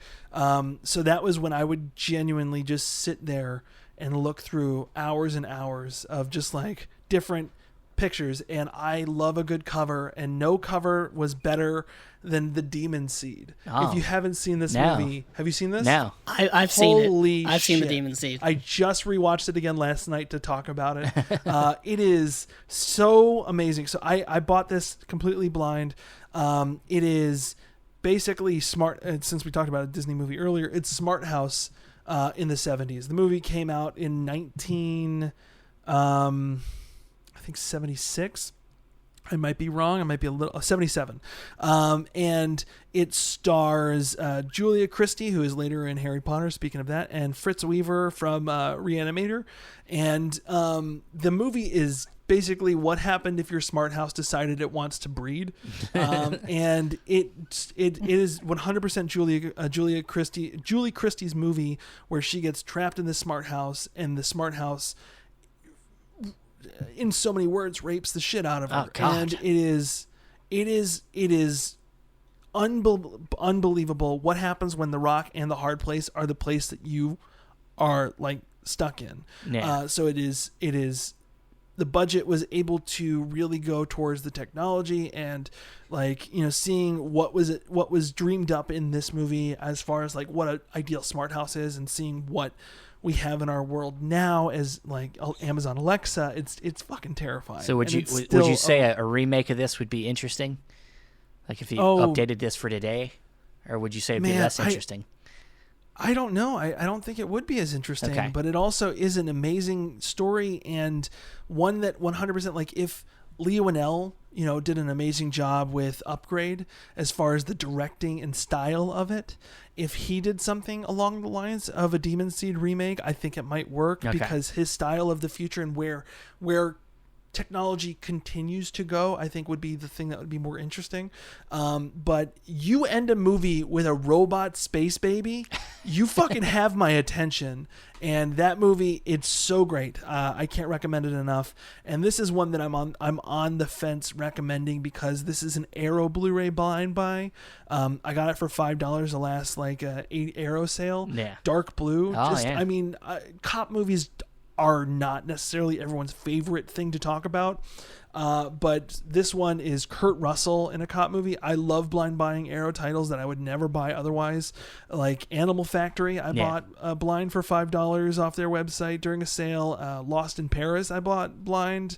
There's stuff like that, but this one, it is David Ayer script, so it's got that great, if you love David Ayer, like cop dramas like I do, I really love how he really shows the morale and just a pure like conflict for each character in there. And then Ron Shelton directed this. It's got Kurt Russell and James Ellroy is the person who did the novel, I believe this is based on, but it's 1992 Rodney King LA riots, and Kurt Russell is this cop who is just done. He's so over it, and he gets partnered up with another cop who is very new and kind of put in an impossible situation, and just I blind bought this, and I watched it around the same time as Black Lives Matter protests were happening and cop violence was very high, and the parallels of what this movie was doing about the 1992 riots being a period piece, because it came out in what was it, 2000? No, not that late. I'm sorry, 2003. I'm sorry, it was 2003. So the complete parallels of the BLM riots and the Rodney King riots, of just how things were going and where the cops were in that situation. It is not at all a glamour piece for being a cop. It is not at all being against police. It really just shows bare none what is going on, and I fucking loved it. I lent this to a friend immediately after watching it, because I was just completely blown away by how powerful this movie was for me. So that was a blind buy that I was not expecting to like. I put it on while doing laundry one day while my wife was on the elliptical or whatever, and and then I was like, you know what, fuck it, I'm canceling the plans, I'm finishing this movie. Yeah, I haven't upgraded this one yet, but it's been a while since I've seen it, but I think I have a DVD laying around somewhere. But yeah, I remember thinking it was really, really hard hitting, and Kurt Russell, man, I just love Kurt Russell. Anything I see him in, there's a relatability to his acting that I like. Andrew, number one, have you seen Dark Blue? I have not seen Dark Blue, but I am very, very curious about it. The only Ron Shelton film I actually have seen, well, I've seen a couple. I've seen, he did Bull Durham, which of course got a Criterion release a couple of years ago. White Men Can't Jump, Tin Cup. I know you're a big Kevin Costner fan, Steven. Just because I said I like For the Love of the Game? Come on, yes, guys. of course I did. I said I liked one Kevin Costner movie, okay? Jesus. I know you marathon Dances with Wolves constantly. No, it's Field of Dreams. I love Field of Dreams. That's true, Field of Dreams. If you're talking about a movie that makes you cry, yeah, that's the one. That's a tearjerker. But I've not seen Dark Blue. I kind of really want to see it. It did get 2 Blu-ray releases here, actually. Oh, really? It got one by Olive Films and got one by MGM. Okay, then probably lean for the Olive Films one then. Yeah, it did get. And is that Dark? I mean, we don't have to specify. Is that Region B locked? Because typically, it is. I believe. Yeah, it is Region B locked. That's what I'm saying. But I have a Region free player. So do I. I don't know why I asked that. Especially. Yeah, no, Arrow site, the sale on the Arrow site is usually great. So even though I'm getting titles that are available here, I'm getting it for cheaper than it would be available elsewhere. And Arrow, I really trust their quality. That they really are pretty heavy on, especially with titles like this where it's Kurt Russell or something like that. Like there really is like a prestige with their elements that they're able to find for those kind of films. I do really like the cover art for it. It's definitely the best out of all of the options for that movie. The Arrow cover art's really good. I loved it. I was so excited to see that. And then the reverse art for it isn't my favorite, but yeah, no, it genuinely blew me away. I was so surprised at how much I enjoyed this movie, dude. Awesome. Well, Andrew, number one, what is your next selection? Is it me or is it you that's going? It's you. I was last. My next one is, we just talked about Indicator, or at least Andrew number 2 talked about Indicator, so I figured I'd throw my Indicator hat into the ring, or however that saying goes. I was thinking the same thing for my next one, too. Oh, so let's get Indicator in there. Yeah. Great minds think alike, that old saying. You could kind of just group all of these together, but I guess I'll just go with the one that I've seen all the way through, and that is Hammer Volume 2, because I begrudgingly still don't own Hammer Volume 1. You son of a bitch. That's mine. Is it really? Yes. We didn't coordinate this at all. Okay, we'll talk about it together. Yeah, because Hammer Volume 2 is the first one that I bought, or I would say the first one that I bought, and it's now it's good looking. It's technically out of stock or out of print, but you can still find it kicking around online. Don't go to eBay. Yeah, they have the standard editions of each They do have the release. standard edition of Yeah. these movies that are in here, but don't go to eBay and pay hundreds of dollars, because I wouldn't recommend people just drop hundreds of dollars on anything. Don't really. tell people what to do. That's true. I shouldn't be telling people anything. I've done it before. Okay. Yes, you have. We've all had to do it. Yeah, but I don't recommend it because you do feel regretful afterward. Yeah. That's true. Yeah. So this is 4 movies on 4 Blu-ray discs, and this has The Snorkel, Never Take Sweets from a Stranger, The Full Treatment, and Cash on Demand. And my history with Hammer has only been really with Hammer horror, like the Frankenstein and Dracula films and stuff like that. Christopher Lee, Peter Cushing. So I didn't know that Hammer was its own, production company that didn't make horror films. Like, their Hammer horror stuff was kind of just an offshoot of a bigger company. I always thought they were one and the same. So just seeing Hammer productions that were, not Hammer horror and being like, oh, so this is what Hammer is, I thought was really, really fascinating. And once again, you talk about, not only deluxe presentations of the movies, but just like heaps and heaps of special features as well. That's the one thing that really always gets me when it comes to these types of box sets from Indicator, is the amount of work that goes into them, not only physically, but, with all of the special features that they're getting, and a lot of new and exclusive special features as well. Even if some of their movies have releases in other parts, usually their special features are pretty exclusive to them. And yeah. No, I was going to say, Indicator is the one company I will gladly blind buy a box set from every time. I think I've time. blind bought everything from them. Like all the Hammer sets. I was going to say, all the Columbia, I'm not a Hammer person, and hearing you say this about that, I did not expect that. I'm in the same train of thinking of, is Hammer horror? I'm not really a huge Hammer horror fan. So that's really interesting, and now I'm kind of pissed, but that's okay. I was going to say, in their Columbia Noir sets, they've included Three Stooges shorts in every single one of their discs, and I fucking love that. There's like an odd cohesion to it, even though they have nothing to do with it. They're beautiful. Their William Castle sets are incredible, and I don't know if I told you guys this. I love William Castle personally, and when those sets came out, I hosted like recreation like nights at theaters and stuff where we've recreated the Tingler and nice, and, like put vibrators in the bottoms of all the seats and stuff. When they announced 13 Ghosts, I recreated these ghost viewers. Oh, nice. I made like really nice quality ones, like inspired by the originals, and I recreated a few of the other gimmicks in that set. I fucking love William Castle, and I sent them to Indicator as like a thank you for doing this fucking set. You guys rule. Here's some shit you can throw away.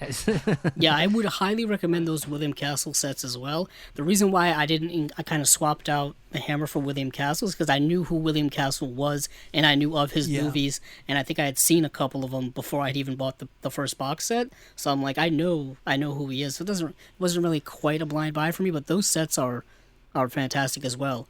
And yeah, I blind buy so much stuff from Indicator just on faith alone that even if the movies aren't like amazing, you get your money's worth in other areas. Yeah, the presentation. Yeah, the presentation is key. But I'll say in this particular set, I would say at least one of the movies, I'd say even maybe 2 of the movies are actually really good movies. Yeah. Like Never Take Sweets from Strangers is actually a legit like 4 to 5 star movie. Like it's really good. Wow. Where it's about this. Basically, it's a movie about child molester that goes after these kids in this town, and it's kind of about, it's got a little bit of a court case angle to it, but it's also got like it's just got this suspense vibe to it, and this like real like rawness to the subject matter of like child abuse and things like that it's like you wouldn't expect from a movie of that time period. It's very much like crazy. like Fritz Lang's M in that regard. Yeah, yes, definitely. Yeah.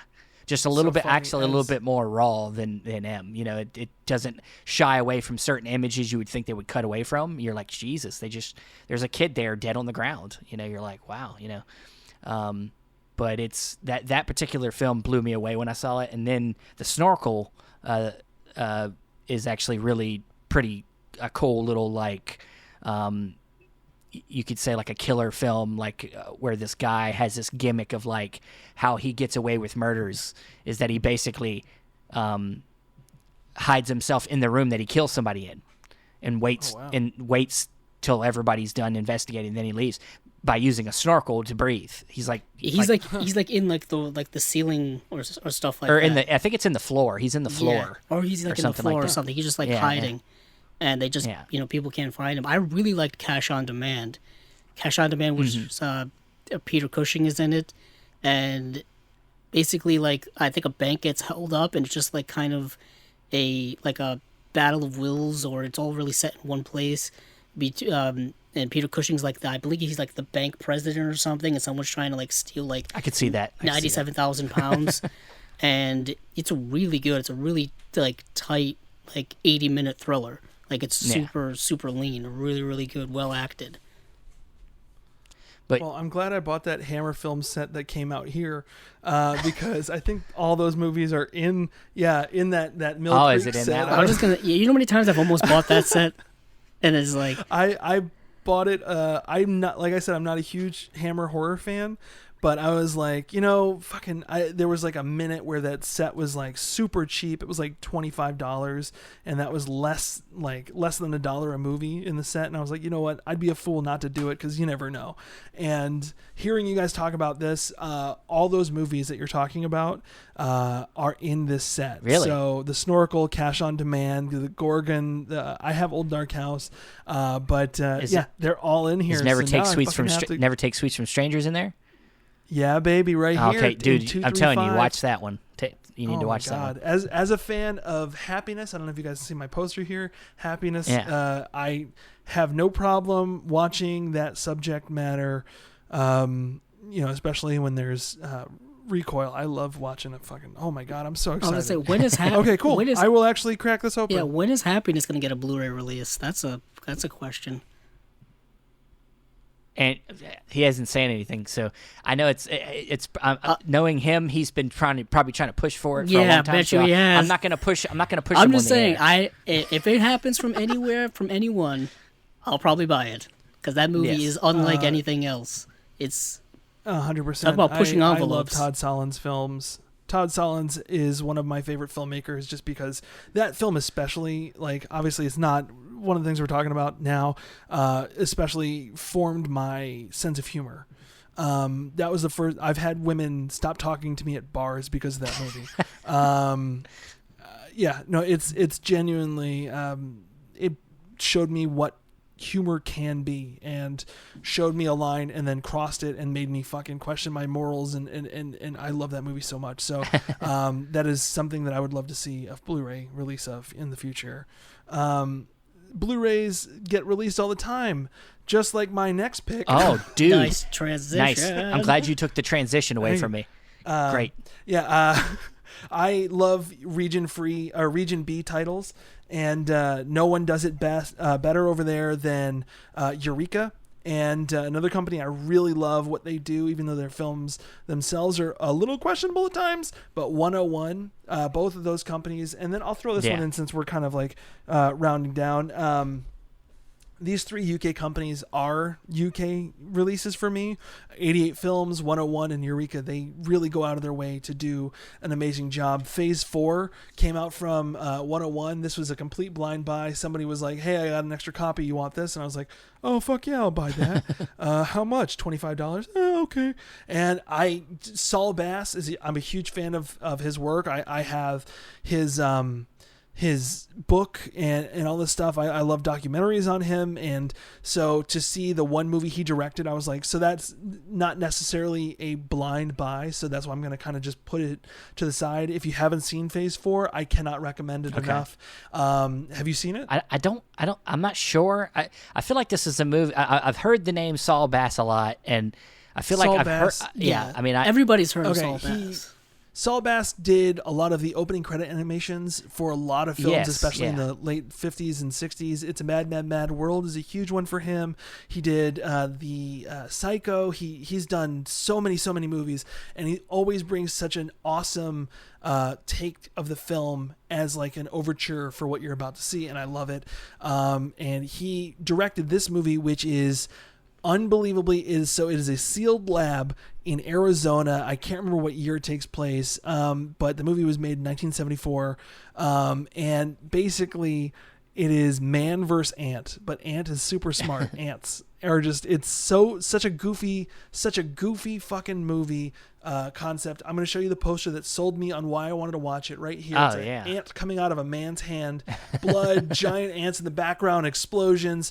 And guess what? It is not false advertising. The movie is fucking legendary. It is the only movie he ever made, and there are great bonus features on here, including short films. There's, a nice little piece about Saul. There's an original Saul Bass ending on here with a commentary. It's so great. And Alan Bryce and Richard Hollis do an incredible contextual commentary on this. So I can't recommend it enough. It is so fucking fun. I think it has a US release. Okay. I don't remember who did it, and it doesn't matter because this is the definitive release in my opinion. Just like Eureka put out the definitive edition of one of my favorite, now favorite Hong Kong releases. It was I wanted to do a little bit of Jackie out here because no one in the States is doing Jackie quite like the UK, because two companies out there are doing Jackie so much justice, Eureka and then 88. It was a tie between these two releases. I was going to either talk about Dragon Forever. Thank you, Dragon Forever. I was either going to talk about Dragon Forever or Wheels on Meals, and since I have 88 here for a different reason, I wanted to showcase Wheels on Meals because I had never heard of this movie, never seen it, and I was doing January this year where I watched nothing but Jackie Chan movies for the entire month of January. No fucking regrets, because I watched this movie. It blew my heart. It blew my mind. I was a huge fan of Dragon Forever after watching it when I blind bought it.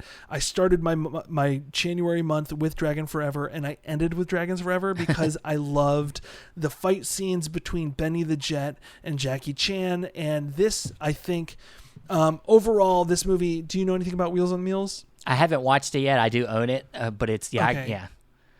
So they're fast food chefs. They have like a food truck, and they're in Barcelona, I believe it is. It's definitely Spain.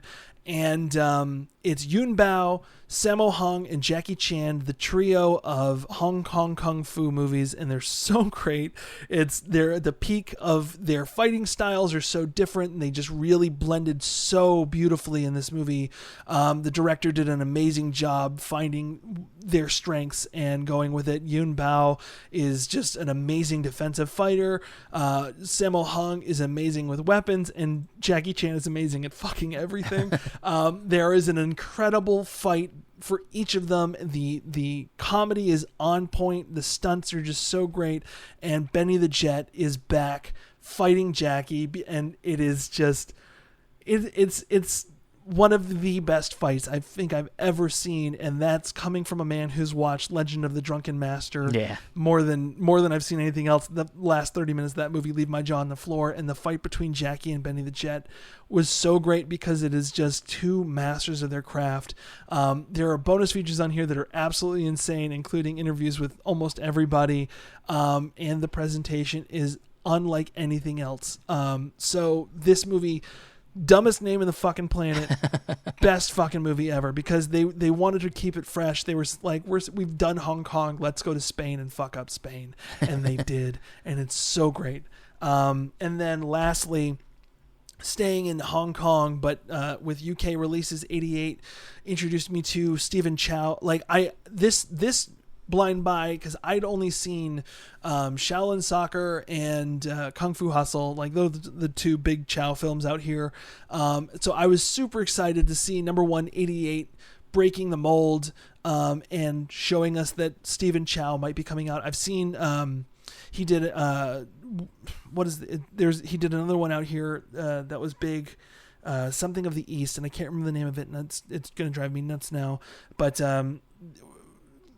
that one was great. And then, so anyways, I love the later era, but they're very CG heavy. So I was super excited to see what an early era, this one's 96, Stephen Chow. So it's like CG is starting to be a thing, and there is CG in this, but there's so much great comedy in this. Stephen Chow is an inventor, very much like Jackie Chan. He stars in his movies. He's an inventor, and he's his wife and him. Their comedy is so great. There's not so much fighting and stuff like that. There's fighting and stuff, but he is so good as a comedy director, comedy star, comedy writer that I was completely blown away by how much fun this movie was. There's mystery, there's magic, there's fucking slapstick, there's just great writing, and the movie never ceased to surprise me.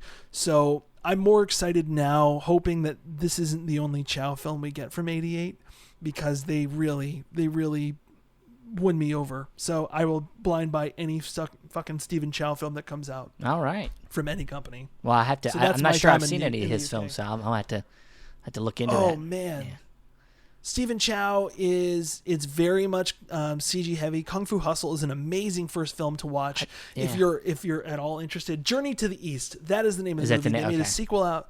That one's also great. Small Town Big Fish is coming up, and they have to try and defeat the evil. There's fucking villains, and it's very much an amazing style. But Kung Fu Hustle, I think, is the perfect place to start. But if you are willing to give it a shot, Forbidden City Cop is fucking unbelievable. Okay. I don't think I said the name until just then. So Forbidden City Cop. Yeah.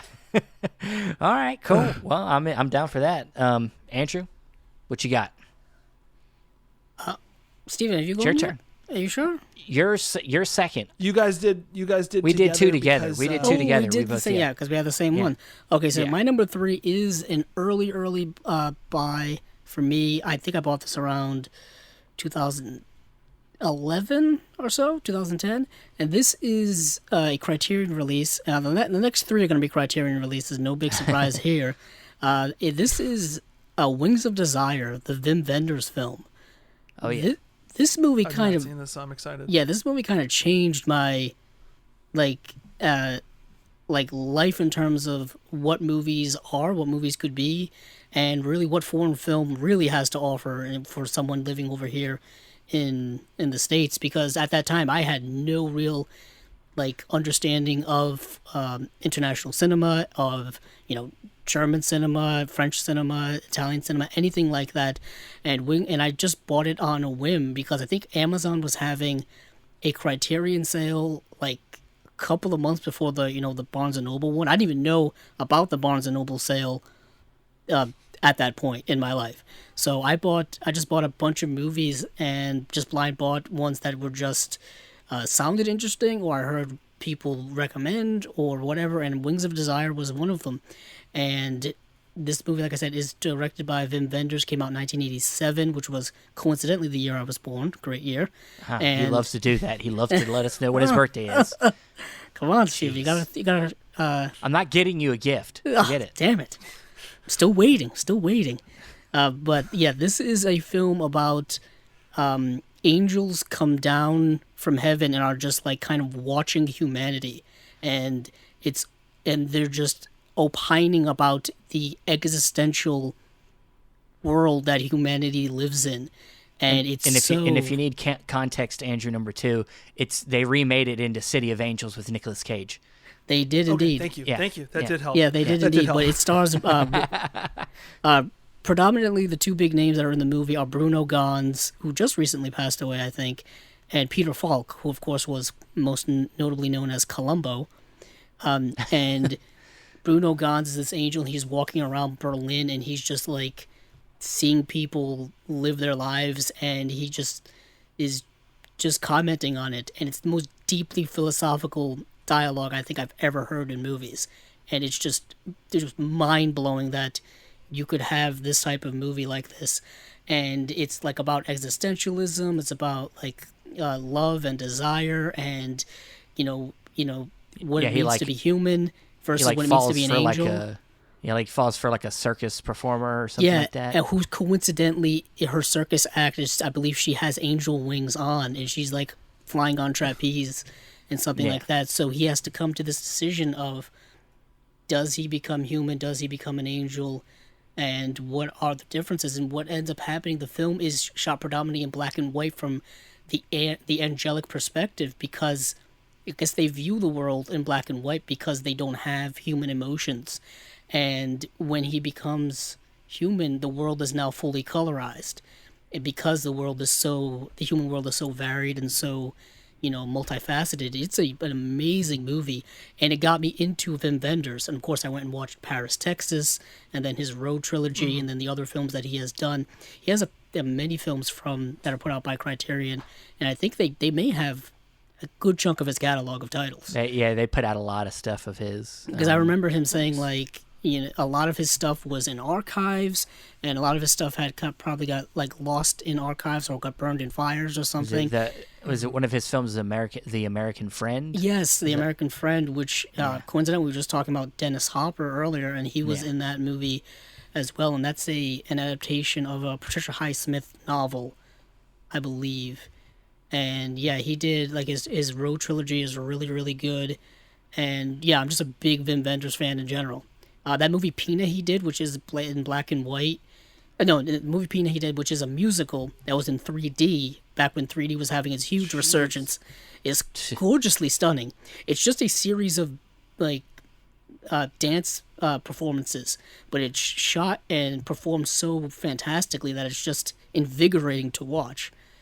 And the behind the scenes on that I thought were really interesting. So yeah, Wings of Desire just a big blind buy for me.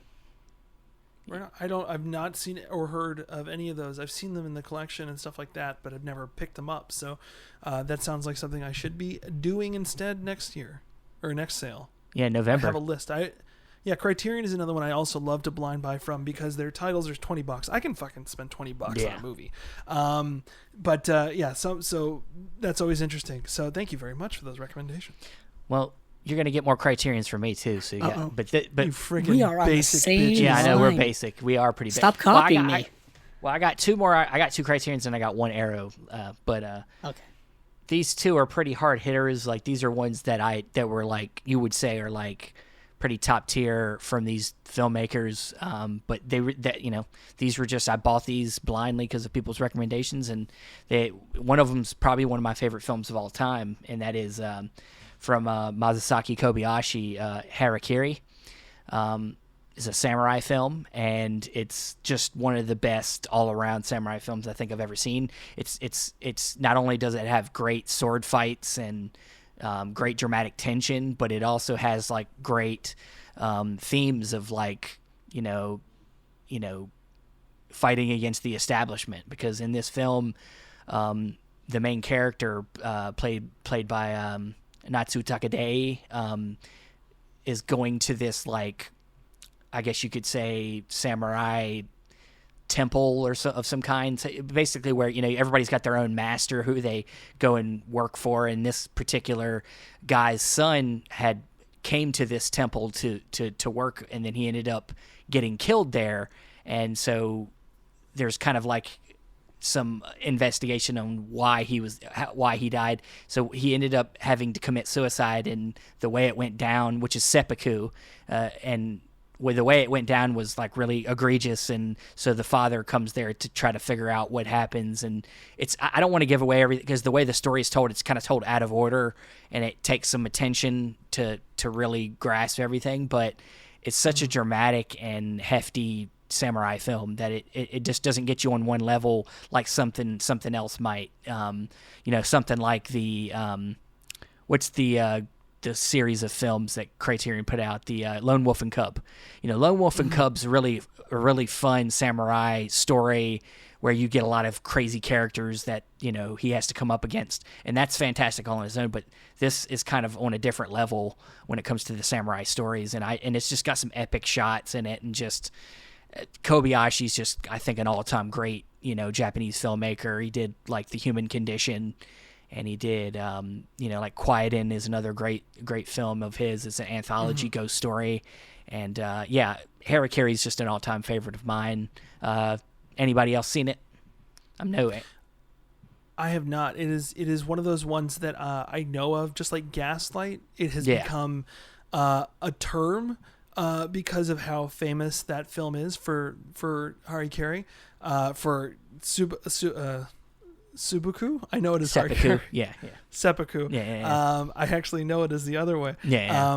But it is now in the dictionary as a word because the film has such a reputation. Yeah. It is not one that I've ever seen, but it has been on my list for a long time. Yeah, it's. I'm telling you, man. You'll dig it. The photography is amazing, and the main performance, but Nakadei is one of the best. And I know, Andrew, you've seen it. You know, I think I'm the one who recommended this movie to you. You probably did, yeah. And now it's one of your favorites, so you're welcome. Yes, it's definitely. Yeah, thank you, Andrew. Yeah. But yeah, I mean, it's just one of them films that I think I've gone back to it 3 or 4 times, and it's 2 hours and 15 minutes long, a little lengthy, but I'm telling you, it's an enthralling film. You get into it. So, but that's it. That's my number 3. So, Andrew, number 2. Back to you. I was just checking my collection because I was thinking of adding one more, but oh, Jesus Christ! Don't worry. I only have 3 left. Okay. One of them is a twofer. That's where the get is. Nice. But now I wanted to talk about one of my favorite ways to blind buy something is somebody just gives you a copy, and it's free, it's I got me. a copy for free. Let me take you back to a year 1998, where director Frank LaLoggia directed this movie that has Lucas Haas and also just some of the most exciting as far as like ghost story reveals that I've ever gotten to experience, and that movie is The Lady in White. Okay. Which it's so great. It has that Joe Dante aspect of small town in a studio lot kind of feel. Okay. That is mixed with the pure Italian family lifestyle of Moonlight. So put that amazing like setting in a ghost story, and you have a pure fun film that I will revisit annually, which I have. So it is completely blind buy. My friend was like, yeah, I think you might like this. I was like, the cover's pretty cool. I might give it a shot. I put it in. I was like, fuck, this is amazing. So it's a ghost story where it's a very classic tale now where you have just like a ghost is haunting this house, and it's terrifying only to find out it really is trying to tell you a message. Yeah. The Lady in White ghost. But Lucas Haas, who I knew from Mars Attacks, which he was like the donut vendor in that. Like that's how I know him. So fuck anything else he's in. Sure, he's in Inception or whatever. He's in Mars Attacks. But he witnesses a ghost in school that he was locked in, and I don't want to ruin it, but it has one of the best villain moment reveals. It gave me chills when I first saw it. There's a moment where you realize it's an unsafe situation. Have you guys seen this one? No. Holy shit. It genuinely, like, watching the character reveal of, you know, that very typical trope, so I don't feel too bad saying it, because like it's a formulaic structure, but it's a formula because it worked. And in the 80s it was still new, so fuck it, whatever. You might think it's a little typical now, but in 88, like they did it right, and it's still, like, I don't want to go into too much detail, but it has given me chills, just like the next film that I will bring from Imprint gave me chills after I watched it. I'd never heard of this movie. I love James Caan. I loved the cover of this, and I didn't even need to know much more else than the fucking tagline. For $10,000, they break your arms. For $20,000, they break your legs. Axel Freed owes $44,000. I'm talking about The Gambler. Holy fuck. This movie was amazing. I'm a huge fan of the Safdie brothers. Last 2 films that they did, Good Time and Uncut Gems. Someone was like, oh, if you like that, you're going to love The Gambler. They were fucking right. Holy shit, man. Have you guys seen this yet? I have. I haven't seen it yet, but I've been wanting to pick that up blindly, and because I'm hearing so many good things. This release is dynamite. It's a great element. It's I'm so happy Imprint has been able to unlock the fun loophole that is Paramount Pictures getting Regency discs, and it's so great because of that we've gotten things like Detective Story, which I never thought was going to see a Blu-ray release, and now this. It is pure. Just James Caan acting his fucking heart out.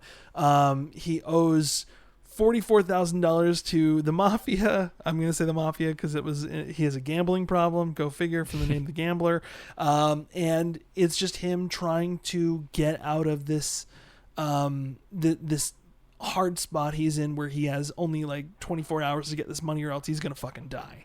And just the situations he puts himself in, just the performances, the characters he has to interact with are so great. Everyone is on all cylinders, and then the last shot of the movie changed the entire film for me, to the point where I fucking enjoyed it, to the point where I fucking loved it.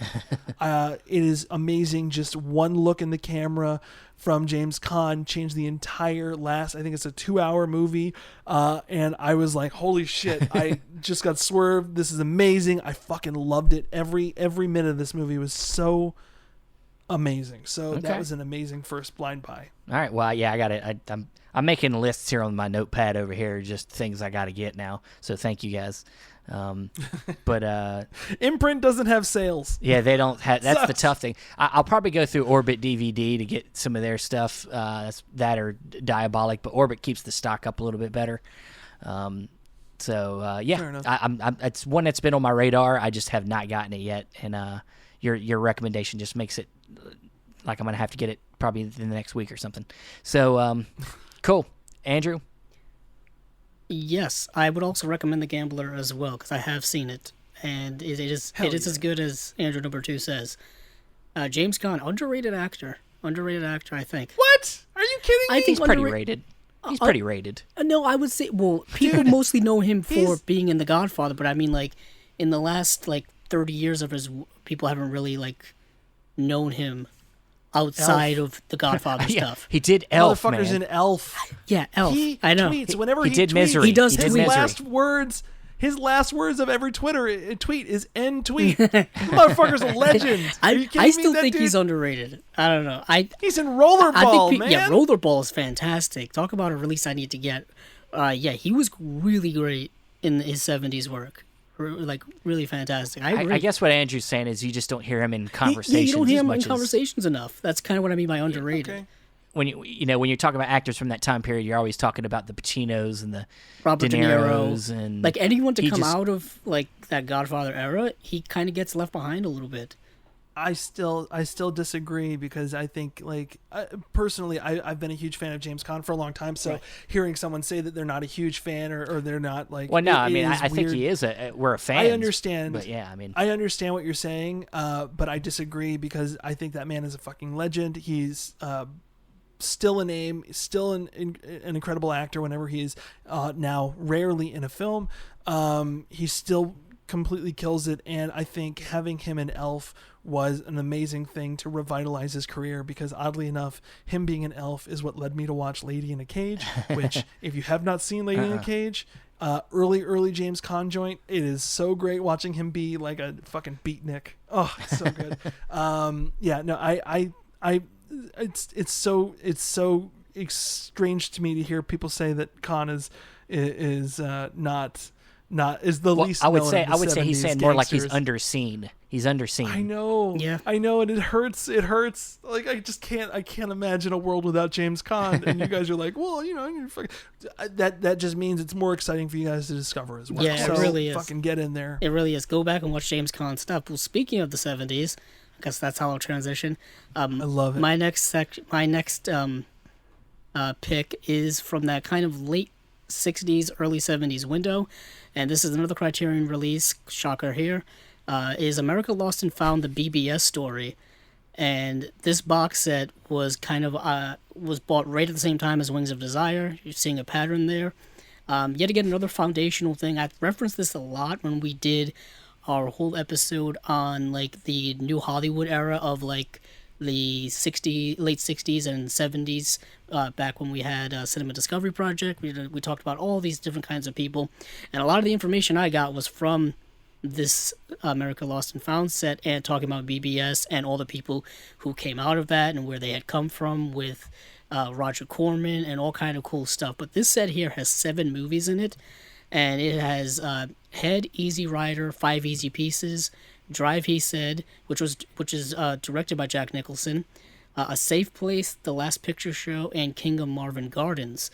And some of these movies, actually all of these movies I had watched for the first time and really had heard about them only around that time. The only movie I knew going into this set when I bought it was Easy Rider, because I had heard about Easy Rider, directed by Dennis Hopper. It's amazing how many times Dennis Hopper has shown up in this episode. Yeah. Yeah, I was about to say Easy Rider and then last picture or last movie. Yeah. That was his follow-up. We keep and we mentioned The American Friend, and it's like it's an interesting pattern going on. But Easy Rider is probably the most well-known movie in the set, like I said. But these movies are just individually unique and fascinating. For me, it was just, this is education in a box, because you get the whole story of that era of like independent filmmaking at the time, what BBS, this company was, which I don't believe exists anymore. I don't know how long they really lasted. And you just get, These are all that they did. these are These are all their movies. which was that era, and it was just unique to go back to that era of filmmaking, specifically the guerrilla style filmmaking they were doing, and just these individuals who are just like people you like kind of know of now: Jack Nicholson, Dennis Hopper, Peter Fonda, people, Bruce Dern, Karen Black, who we mentioned a few times before, but you also get names like you've never even heard of before, like Bob Rafelson and Bert Schneider, Henry Jaglom. And just these interesting people and just these interesting era of movies. For me, The Last Picture Show, I think, is one of the best movies I've ever seen. Peter Bogdanovich, I think, is one of my favorites. Just kind of movie people in general. He has endless stories about his life and career and the people that he knew and talked to and just everything. And him and of himself, the best education you could get, I think, is just listening to him talk about stuff. It's really fantastic. And The Last Picture Show, once again, has a bunch of people in it that people are probably familiar with, like Jeff Bridges, Sybil Shepherd, Jeff Bridges. Cloris Leachman, who just passed away, Ellen Burstyn, who's still with us and still an all-time actress. It really just an amazing film. And we talked a lot about Peter Bogdanovich when we did our episode, because he really had his career was the 70s, and then things are kind of dissipated post 70s world. He got sucked into the world of Orson Welles, unfortunately. He did. Kind of hindered his career. He really did. I think Orson Welles lived with him for a while, I believe. Yeah, for a while. He was his roommate, I guess. Not necessarily a roommate. I think it was an extended house. Yeah, extended house guest. But I just love these movies. These movies in this set is just, I can't highly recommend this set enough to people who are just like starting to collect Criterion. I'm like, what would be a good thing for people to easily digest but be informative and be worth the money? And this set, I think, kind of covers all those bases. Cool. Yeah, I like that set a lot. I think 5 Easy Pieces was the one that impressed me the most. Jack Nicholson. I've seen a lot of the movies, in that era, and they've kind of inspired other movies since that I thought did a lot of the stories better, like Smile, used Bruce Dern's kind of character in Marvin Gardens, but did it so much better, in my opinion. Fun Cities editions, if you aren't getting those movies, get them, because all of them have been blind buys for me, and all of them have been fantastic. But 5 Easy Pieces has, bar none, one of my favorite restaurant scenes of all time. Jack Nicholson trying to get a sandwich that he wants in a restaurant that does not involve substitutions. And not since Pig has, I think, my favorite of this modern era restaurant scenes. I think 5 Easy Pieces, for Jack Nicholson's performance alone, is 100% worth it. Karen Black is fantastic in it as well. That set is a must own. because even if you don't love the movies, the amount of context and historical information in that set is worth it. Yeah.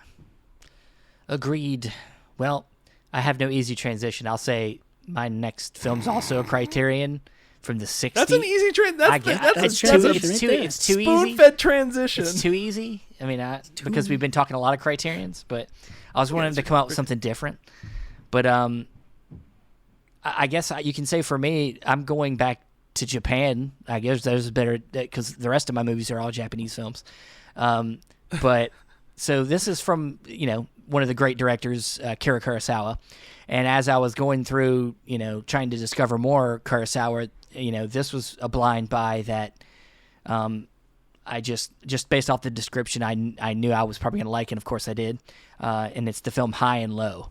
Oh, nice. High and Low is like a kidnapping, kind of like half the movie is about the negotiation of a kidnapping, and then the other half is the actual kind of police procedural where they're going after the kidnapper. And it's just such a enthralling movie, and the first half especially, where you got Taro Famune playing like this completely different character than he always plays. He always usually plays these, very charismatic big characters in Kurosawa's other films, where in this one he's playing like this a business owner of like a shoe factory, and they're coming up with like shoe ideas and stuff. And like, so he has got all this money that he's going to invest in this new business. And then his valet, his driver, his son gets kidnapped. When initially he thought his own son got kidnapped, because he gets a phone call from the kidnapper saying they took his son and that they want all this money. But then they come to find out that they took the wrong kid, and they took his driver's kid. So now the dilemma is, does it really, now do I still save the kid? Because I have the money, but that it's not my kid. So is it my problem now? And he really puts you in this really, really weird position of morals and things like that. And I just, it's Kurosawa. I mean, if you've seen any of his films, he knows how to, set up a shot and not have to do too much, and still keep you interested. And it's just an all-time great crime investigation thriller type of film, and I love it. Anybody else seen it? That is my favorite Kurosawa. Oh, is it? Okay. I love High and Low so fucking much. I saw it in college for the first time, and it blew me away. That presentation of it is so amazing as well. It genuinely. Akira Kurosawa has always been a bit of a Shakespeare fanboy. Throne of Blood, and this one has just every amazing bit of Shakespearean conflict mixed in with Akira Kurosawa's style of filmmaking and modern era Japan. When they made it, and the villain, the way they shot the villain, the way they revealed everything in that film is beautiful. I love it so much, and I cannot recommend that movie enough. Yeah. I saw that. You could have said, I'm ending my list on a high note. Oh, jeez. Yeah, Damn it. There's so many good ones. No, that movie is So 100% worth a blind buy. That I cannot recommend that movie enough. Yeah. And Andrew, you've seen it too, right? Yes, Andrew, we did, and remember we did an episode on it for Cinema did. Discovery Project where we went through the whole movie, beat by beat, and it's such a not a revolutionary film from Kurosawa, but it is so really him flexing his filmmaking prowess. Like, no, he's not just making Seven Samurai or movies like Rashomon or things like that. No, he can make other things and make them really, really fantastically. Like, yeah, he's an all-time great for me, like, bar none. Yeah. Well, I will lower my guard after being on a high note and go lower it. Okay, I'm done. I got one more movie, but so we all have one more movie. So let's do this. Last ones. Andrew, number 2.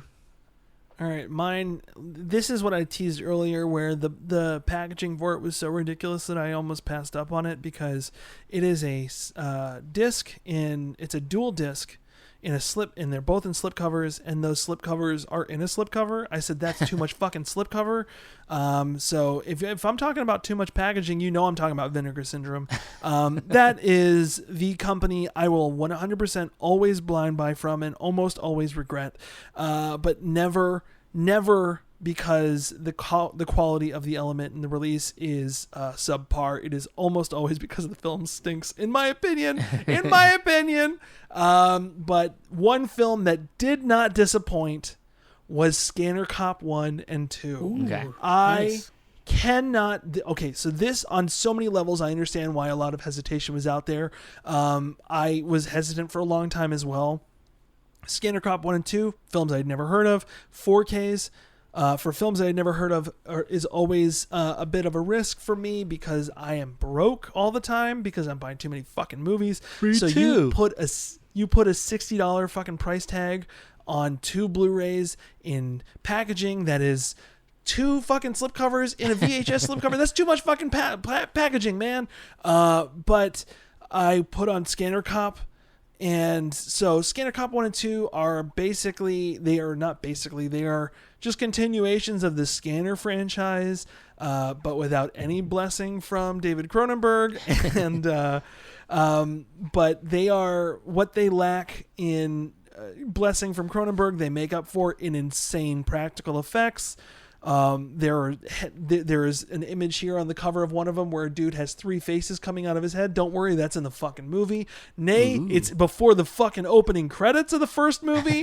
No, the movie in a very Kurosawa way blends.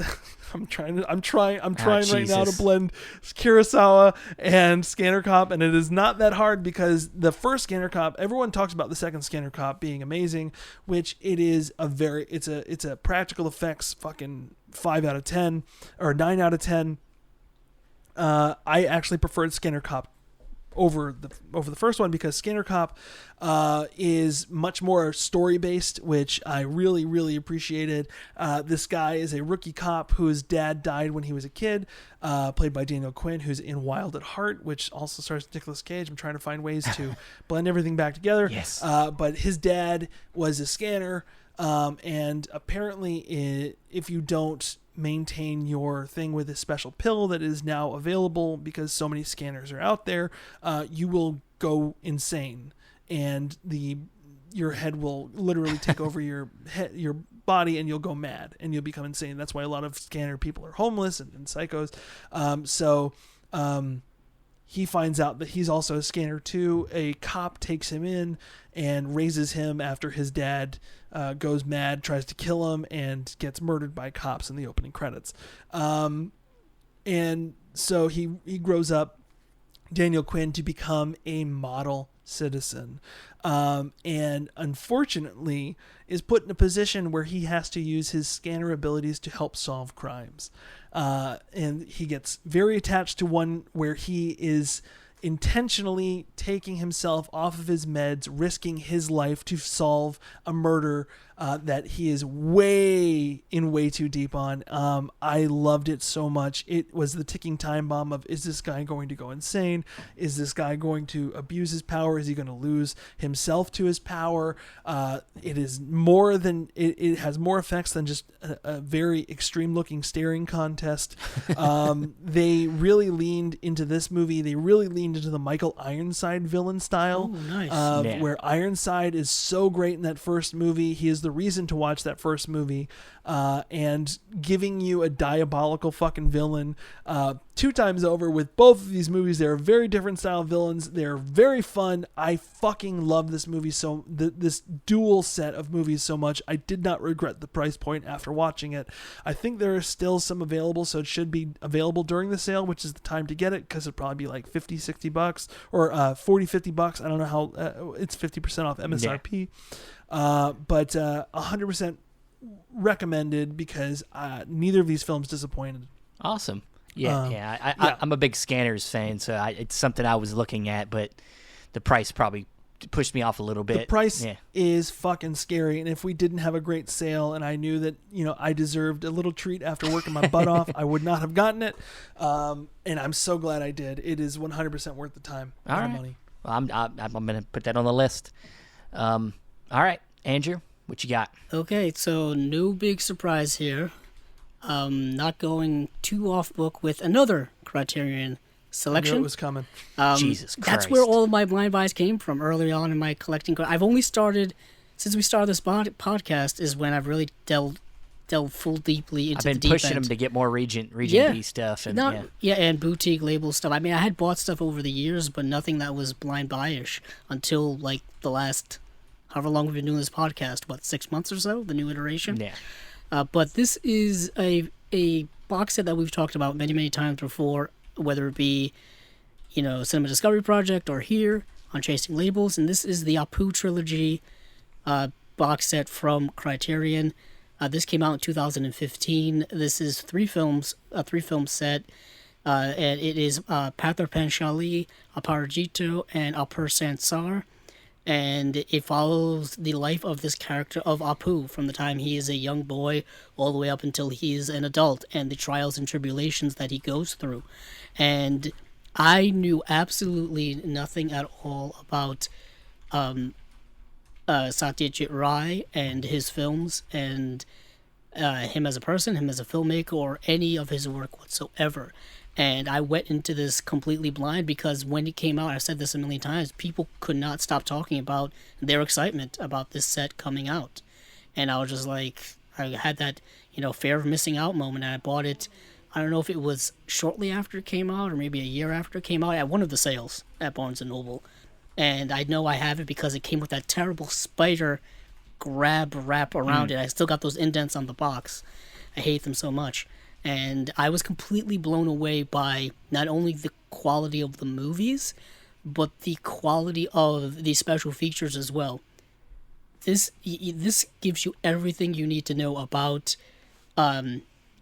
Satyajit Ray, his influences on filmmaking, his life, and his work, and everything that his kind of that you could possibly want to know. It's like film school in a box. You don't have to go to film school, you just have to go to films. That's kind of how a lot of these work. And I was just completely blown away by it. I wish you told me that before I spent so much fucking money on film school. I know. I say that, and I've taken film classes too, so I'm kind of a hypocrite. I haven't. I mean, my college... But that shows. So. Yeah, my college didn't have a film program, and they had only developed a film minor when it came to majors and minors, but it's not really a big thing at the college I went to.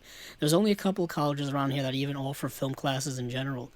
For the most part, there's no real film schools around here unless you go to like RISD, I think has a film school. He lives up in Rhode Island. Yes. So I'm from Rhode Island, so I know exactly what you're talking about. There's a reason I moved to Los Angeles. There is a reason. I knew it. No, I 100% understand what you're saying, though. Watching films is film school because you learn more from watching people's success and failures than you will ever learn in the classroom. Just like I wish I knew that when I first moved out here, because everyone was very much so.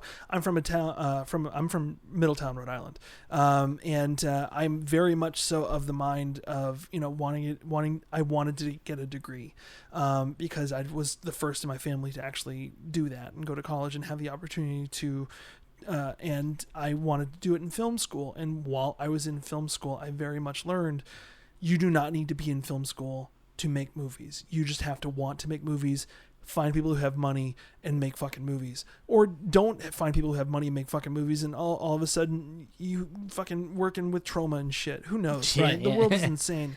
You just need opportunity and time and skill that works. And if you love movies, you will have that skill that you need to make a movie that is right for you. And fucking hell, man, by the time I learned that, I was like, I have 1 year left in school. I should see this out because I still want to get that degree for myself, for my family, for my kids that I don't have. I want them to know that they can do whatever the fuck they want. And I often wonder what would have happened in my career if I stayed if I left school when I had the opportunity and continued to follow my passion when I had opportunity when I was working for other companies. But then again, I probably wouldn't be where I am now, which is pretty fucking happy, working in film restoration and film preservation on some of the films that would never otherwise see the light of day. So it is a very odd situation. I probably wouldn't be here talking with you guys, and for that, I'm very excited about that. Very Wow. true. I didn't know you're from Rhode Island. I'm very excited. Yeah, I'm born and raised here. I'm from Pawtucket. That's where I... Fucking Yeah. hell. Home of the Paw Sox. Yeah, we used to be home of the Paw Sox until they just moved after like 70 years or whatever. Fuck those guys. Yeah, for those of you who want a geography lesson, Middletown is in the southern part of the state and Pawtucket is in the northern part of the state. So it's like two different worlds, even though we're the smallest state. It's crazy here how the way geography and culture works. Andrew number 2 probably knows that as well. Like to get to Middletown, it's like the biggest trip ever, even though it's probably a half hour. Yeah, I was about to say it's 25 minutes. Yeah, really. Depending on I used to traffic. date a girl from Coventry, Yeah. and I remember she was like, "I don't want to go there." I'm like, "What's wrong? It's like 10 minutes away." Yeah, but there's 2 bridges. It's really the way you. this works here. It's a small state mindset. You Yeah, can drive this whole state in an hour, like literally from top to bottom. It's nothing. It's a long hour. It's a long hour, guys. I'm telling It you. really is. It may not feel like it, but yeah. So You have to go 25 the whole time. you do. I drove from here to Colorado to the Telluride Film Festival in 2 days. Okay, you guys, your half an hour drives through I the know. state. I've Calm down. Dude, it is a very different world. But Yeah. the one thing I will say here is, fucking, we're all. Where are you, Steven? I'm in North Carolina. You're in North Carolina. We got Rhode Island in the house. We got California, and guess what? We all do. We all buy fucking movies Oh, for yeah. on sale. Very We true. all blind buy. We all live our fucking lives. very, very true. Doesn't matter where you're from. Buy movies. It really motherfucker. doesn't matter. Cool. I mean, just to get back into what I was saying, with the Apu trilogy, I'll never forget this. I did a whole review on my YouTube channel for the Apu trilogy, and I've said this a bunch of times. It's my most watched video. It's got like thousands and thousands and thousands of views, and it's just because like people from India have seen the video and appreciate that someone from the other side of the world can appreciate Indian cinema and different kinds of Indian cinema, because usually when people think Indian cinema from India, they think Bollywood and stuff like that. And Satyajit Ray is completely not Bollywood whatsoever. It's really kind of a westernized version of cinema being through a Indian lens. That's what I really appreciate about it. Apparently, a big influence on him was Renoir, because I think he was around Renoir when Renoir was shooting The River in India, so he learned a lot from him and a lot from Western cinema in general. So that's what I think is so unique about the blending of the Indian culture and the Western cinema into the Apu trilogy, into the works of Satyajit Ray. So kind of what Andrew number 2 was saying, we're all over the world, yet we can appreciate, everything because we have a commonality and a love for cinema and a love for film. And of course, a love What's for your collecting movies. name again? What's your whole name? It's Andrew 2. It's Andrew 2. Andrew number 2. My legal my God-given name is Andrew 2. Okay, good. Nice. All right. Well, I love that pick. I usually I am thought the you were one- gonna have it. I thought you were gonna have it. Well, I'm glad I didn't, because then we would have had 2 things the same. But He's still got a Criterion right there under his camera. He's still hanging out with a Criterion. no, ready to actually, go. I got an Arrow as my last pick. Oh, nice. So, nice. Some variety. Yeah, so this is one, and I'll be honest, I haven't went through this whole box set yet, but I went through the first film. And the first film is the one that's kind of known for in this set. And it's the Solid Metal Nightmares. I knew it was coming as soon as you said first film. Yeah. Fucking Tetsuo, Oh my baby. goodness! Yeah, you went through the Tetsuo. most insane movie possible. Yeah. Got it. When I got this set blindly, I was like, okay, this looks out there.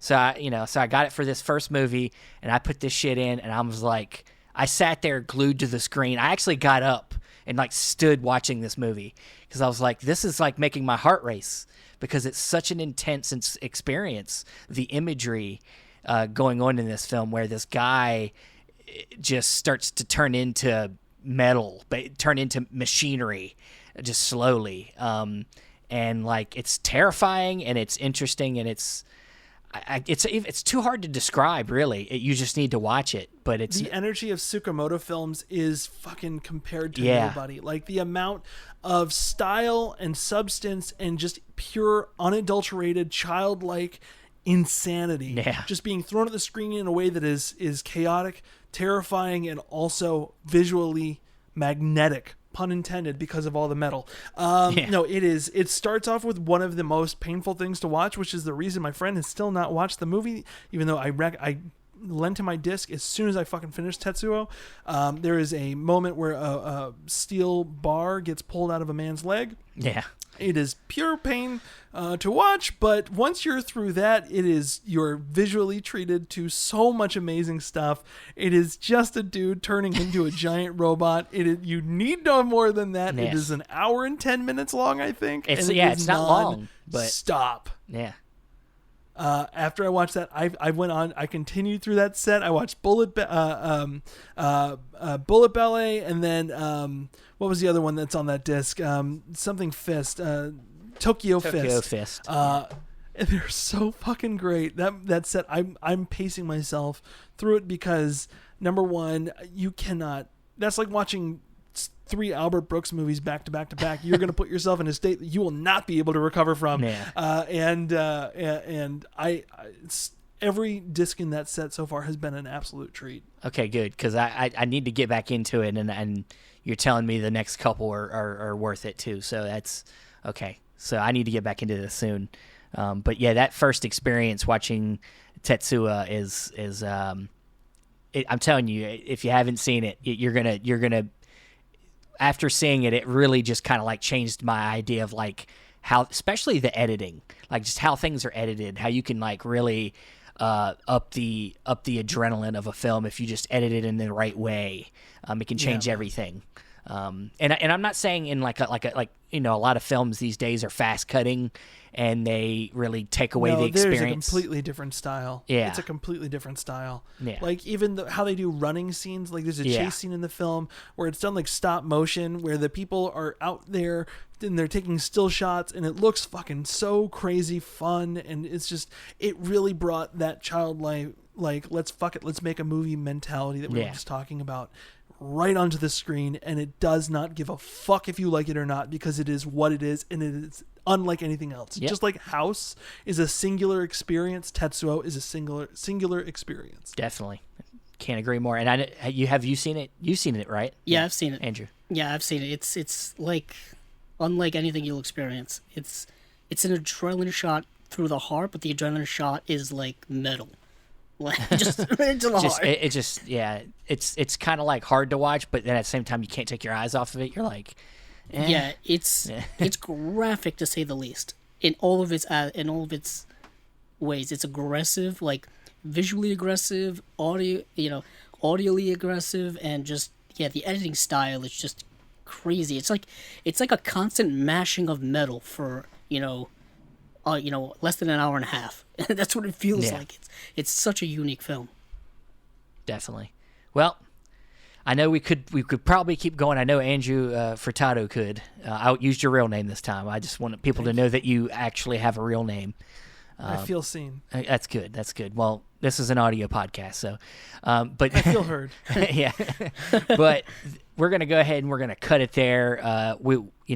Andrew's going to be back. You'll hear from him again. I think I actually have already talked to him about the next thing he probably doesn't remember, but nope, I got a fucking awful memory, dude. Yeah, no, I've realized 3,000 movies in my head I have to watch all day. I understand. But I think next time we're going to have Andrew on is around the Shaw Brothers release of from Arrow, and I think we're going to talk about maybe some other Shaw Brothers movies that maybe we would like to see in the future from their other volumes. So I think that's what's going to be the next time he comes on. But this was great once again. We love talking with you. You have a lot to say, and that just helps me out a lot because sometimes I don't have a lot to say. Thank you very much for having me on here. And something I want to make mention of too is why physical media is so fucking important, because I don't know if anyone's paying attention, but in China they just passed a law that will be censoring films, not just modern day films, but films in the past, heavily. Wow. It's awful. It's a fucking travesty, and it sucks. It's going to change streaming service. It's going to change later releases. So getting these movies out is so fucking important. Yeah. Getting them out uncut, in my opinion, is also just as important. Do not let that stop you from watching movies. See these movies. They are so fucking important. It just means it's just going to be that much harder to get a nicer copy of The Boxer's Omen. That's all I'm saying. That movie has already been so heavily, like, I don't recommend bootlegs ever. I don't like bootleg companies. I don't like that they exist. I don't like that they try to be legitimate. But at the same time, if it means you're able to see the film uncut, and that's the only way, like, get in there. Just do what you can to see Hong Kong cinema. There is no one making films like that ever again. They're like... So when it comes to Shaw Brothers time, hopefully I'll have some more optimistic information about everything going on in China with that. But please support fucking physical media as much as you fucking can. We're at Severin Films on everything, and severin-films.com. We put out some crazy shit, but we are not the only ones doing that. There are so many people doing amazing things. Fucking support independent labels, support UK labels. Andrew, I'm looking at you specifically. Get that Region B game up, dude. 88 has put out incredible, not only limited editions, but their standard editions are just as good. If you don't give a shit about the booklets, it doesn't matter. They make sure you are getting everything you fucking can. I'm telling you, man, Eureka and 88 have broaden my horizons on Hong Kong cinema, and I thank them for it. So get in there, man. Get your Region B on. I'm going to clip out that one section just for motivation for people. It's like you had a speech ready. I'm going to put that. It's almost like I'm passionate about the shit I've chosen to do as my career path. I don't know. It's like you really care. It's almost like I really care. Well, no, no. Look, we're right there with you, man. It's the reason we do this show is that, and why we buy and go broke every week, just buying more in this stuff because I want to be able to pass this on and keep it alive. So definitely love the passion, man. So yeah, we know where to find you, right? So Severin Films. You do some twittering, don't you? Yeah, I tweet, but if you follow me on Letterboxd, that's where I'm much more active. Yeah. I love talking movies. I love movie recommendations. I actually listen to that shit. But find me on there. It's at Andrew Furtado on there. Same as my Twitter. And let's talk movies, man. Fucking hell. Awesome. Andrew, number 1. Yeah, you can also find me on Twitter at Capzilla06, as well as my YouTube channel, Capzilla Productions. And you can find me on Facebook, Stephen Billings. You can find me at all the Chasing Labels stuff, whether it be Instagram, Twitter. I also, on my Instagram, I'm always posting the stuff I buy. I need to update that shit, too. I got a stack of shit next to me that I need to post. But, you can always find me at any of them places. I don't do a lot of Twittering, but if you want to message me, I will definitely talk to you. And I do have Letterboxd, so you can keep up with what I'm watching. But that is it for this episode. The audio you can find on all the major platforms, whether it be Apple Podcasts, Spotify, Stitcher. That's it for this episode. Thanks for listening. And hey, keep on watching them movies. I know I will. Yeah.